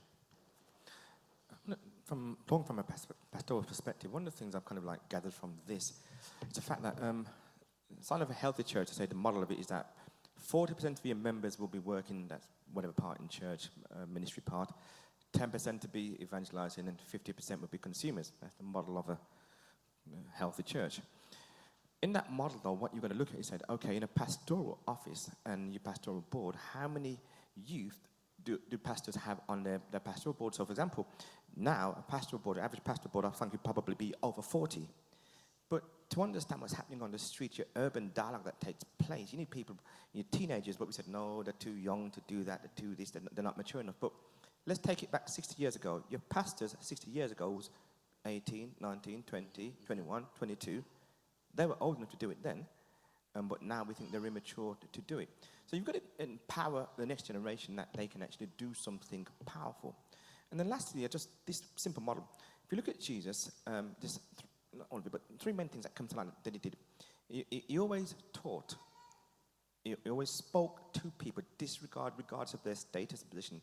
He always listened to people. Because one of the things you get now is pastors don't listen to what the youth are saying, so they don't know what urban language is taking place and whatever's taking place. And then last but not least, he always engaged in what they needed. So when they were hungry, he gave them food. When they were sick, he gave them healing. When they were in sin, gave them forgiveness, but engaged with them. And I think from a pastoral perspective in church, you've got to engage with that. Now, that engagement, what Jesus did, he only went in the synagogue twice in scriptures. Once when he was a child, and once when they wanted to kill him. Right. So beyond that point, what he did was out on the streets amongst the people to engage with the people. So I think if we're going to be successful within the community, we've got to engage with people, not discriminate, not say, well, they're too this, they're too that, and not sow seeds of negativity, because sometimes we prophesy you're too workless, and they become workless. Right? But we've got to encourage them to be great and do greatness. And I think we just have to say, from a church perspective, look back, examine, review, understand what is out there, what's our youth generation, understand the language, the culture, before you can engage. Otherwise, you become disenfranchised, disengaged, and absolutely, as Whitney said, irrelevant to this society. So it's a shame that there's not many more pastors here today to actually be part of this, but so it goes. But I think it's been an amazing event thus far, and I want to congratulate you and commend you all for what you've contributed. And I think there's a lot of ideas we can bring together to make this work, and not build empires, church empires, but build the kingdom of God to the glory of God. Thank you very much, Paul. Just give yourselves a round of applause, and thank you for your engagement in the discussion. And please give the panel. Yeah, sure. So just quickly, I just want to say that I'm open to speak to anybody if anyone's got any ideas in terms of going forward and taking action. I'd love to have a chat with you about that. Please give the panel a round of applause. And please make some noise for Montel, who ably chaired our discussion. I'm going to just ask Patrick to come for 2 minutes just to say something about Elder Turner. But as he's coming through, Errol Lawson has put together the Ideas Exchange, which is a network for youth leaders to engage in, and I'm sure he'll open it to parents and anyone else that's interested. And for me personally, if I want to speak prophetically, I think that's the vehicle for the city to drive our youth work together. I literally was going to grab the mic and say that. I think we don't need to recreate the wheel. There's No. things that's already, and Pastor Bishop was saying it, there's things already happening On the ground, it's yeah. about just getting on board and tagging on. So if you hear anything about the Ideas Exchange, please noise it around and please get involved. The Urban Youth Network will have a different dimension, but we'll feed into that. Through the network, I want to engage more theologically. But yeah, I'm going to hand over to Patrick, and then we'll close. Thank you, Nathan. What can I say about Brother Turner? I will say this. So I first came to Birmingham 1985. Started working at Rover anyway, so found a local church here called Brookfield. Been a member of New Testament Church of God for a long time. But anyway, so I came to Birmingham and started to work and started to attend the church. And Brother Turner, I think at that point was probably the National Youth Director at district, well, definitely, okay, district. And so I got involved in the local work at Brookfield and just got working. I was enthusiastic, but the one thing that he did straight away was he set up this thing called SMASH. And we all thought, what? And he said, well, it basically means stimulating and monitoring a strategic syllabus for the Highgate district. And what he did there was he basically got as many people or who we thought had good ideas to sit together on a committee and discuss how we could put together youth work and youth strategies to help the young people grow and learn. And that was 30 years ago, 25 years ago. There's not been, he's probably one of the most visionary young people, youth leaders that we've ever had in the country. And his vision has always been for young people to be at the forefront. So when we had our district conventions, it wasn't about Brother Turner. It was about how the young people could do what they could do. Now, today, 25 years later, 30 years later, we're having the same discussions that we've had 20 years ago. We're talking about things to do with church or things that we haven't done in church or the things to do with young people outside of church. And everybody's right and everybody's wrong. Do what you believe is right for you to do. Do that. If you feel like you need to set up a football club at your local church, set it up and do it.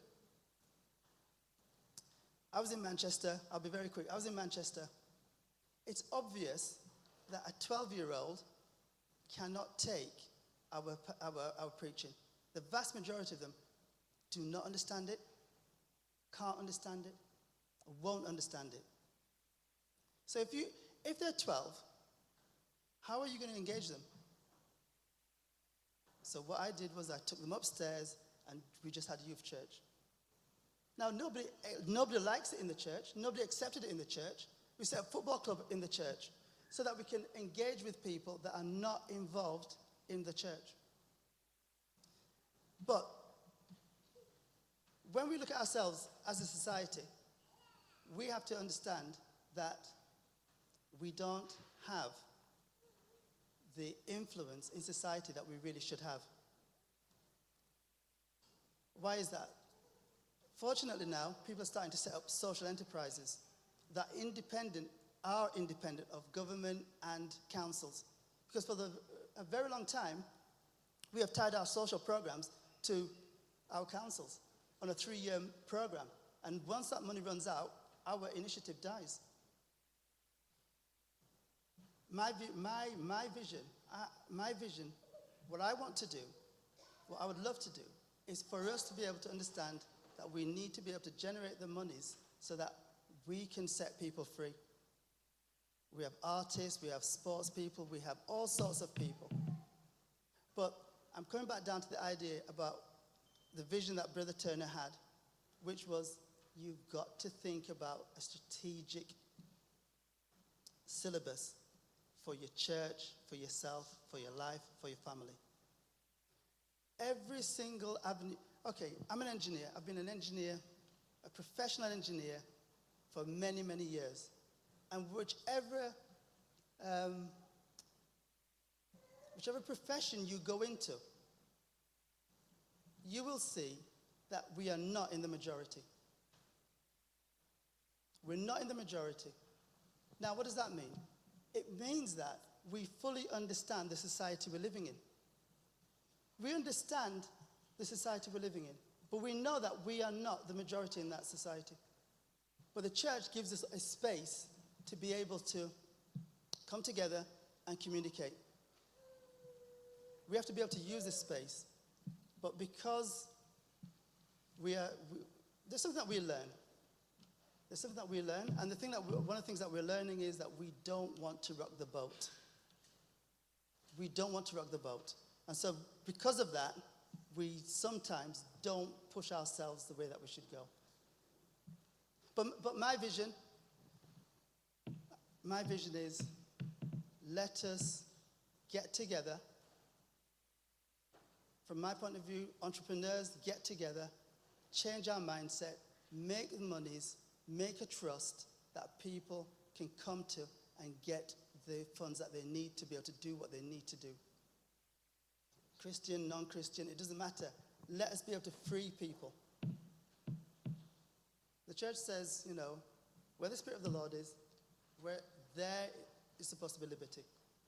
Liberty is supposed to be in the church in terms of where we are supposed to be free. Not just us as an individual, but as a group. And it's a question of whether or not we want to take that up. So getting back to Brother Turner, though, Brother Turner set this syllabus up, and he set free a lot of people. A lot of the leaders that are currently old like me with a grey beard, because I'm no longer a youth, that's ridiculous. I think one of the things that we have to concentrate on is youth. If you're over 18, forget it, you're not a youth. You're a grown man and woman.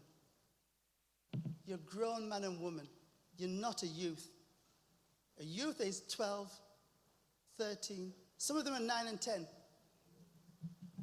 But we're thinking that youth is, 18, 19. No, that is not youth. Youth is they're gone past youth. But we haven't remembered that.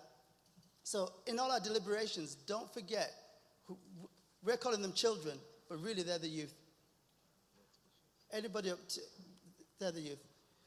So, Brother Turner, all I can say is your life has been a blessing, not only to my particular family, but to hundreds of people here in Birmingham.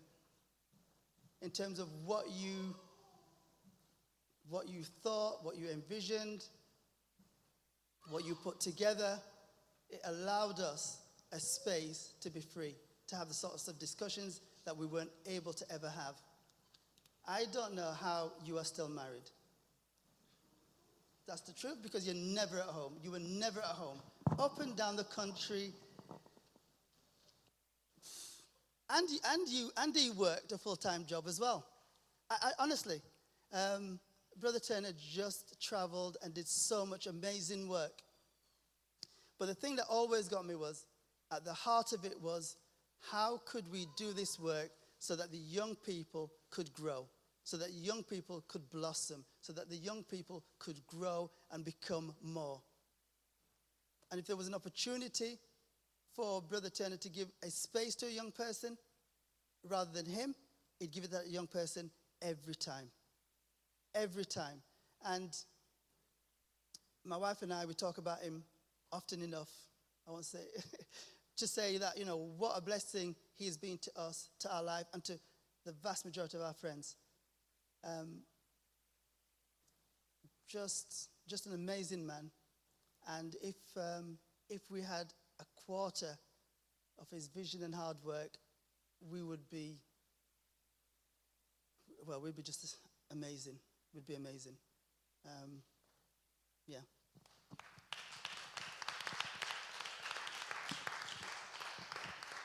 Thank you so much, Patrick. We're going to draw things to a close. Thank you for staying over time. We ran way over time, but thank you for your engagement. Thank you for coming from all your different parts. Before you leave, please network with somebody. We have people from community church, business, etc. Please exchange numbers and connect together. And next year's focus will be on education. So we'll be getting a teacher to come in, and we'll be looking at next year. We're only going to do this once a year. So next year we'll be going to look at...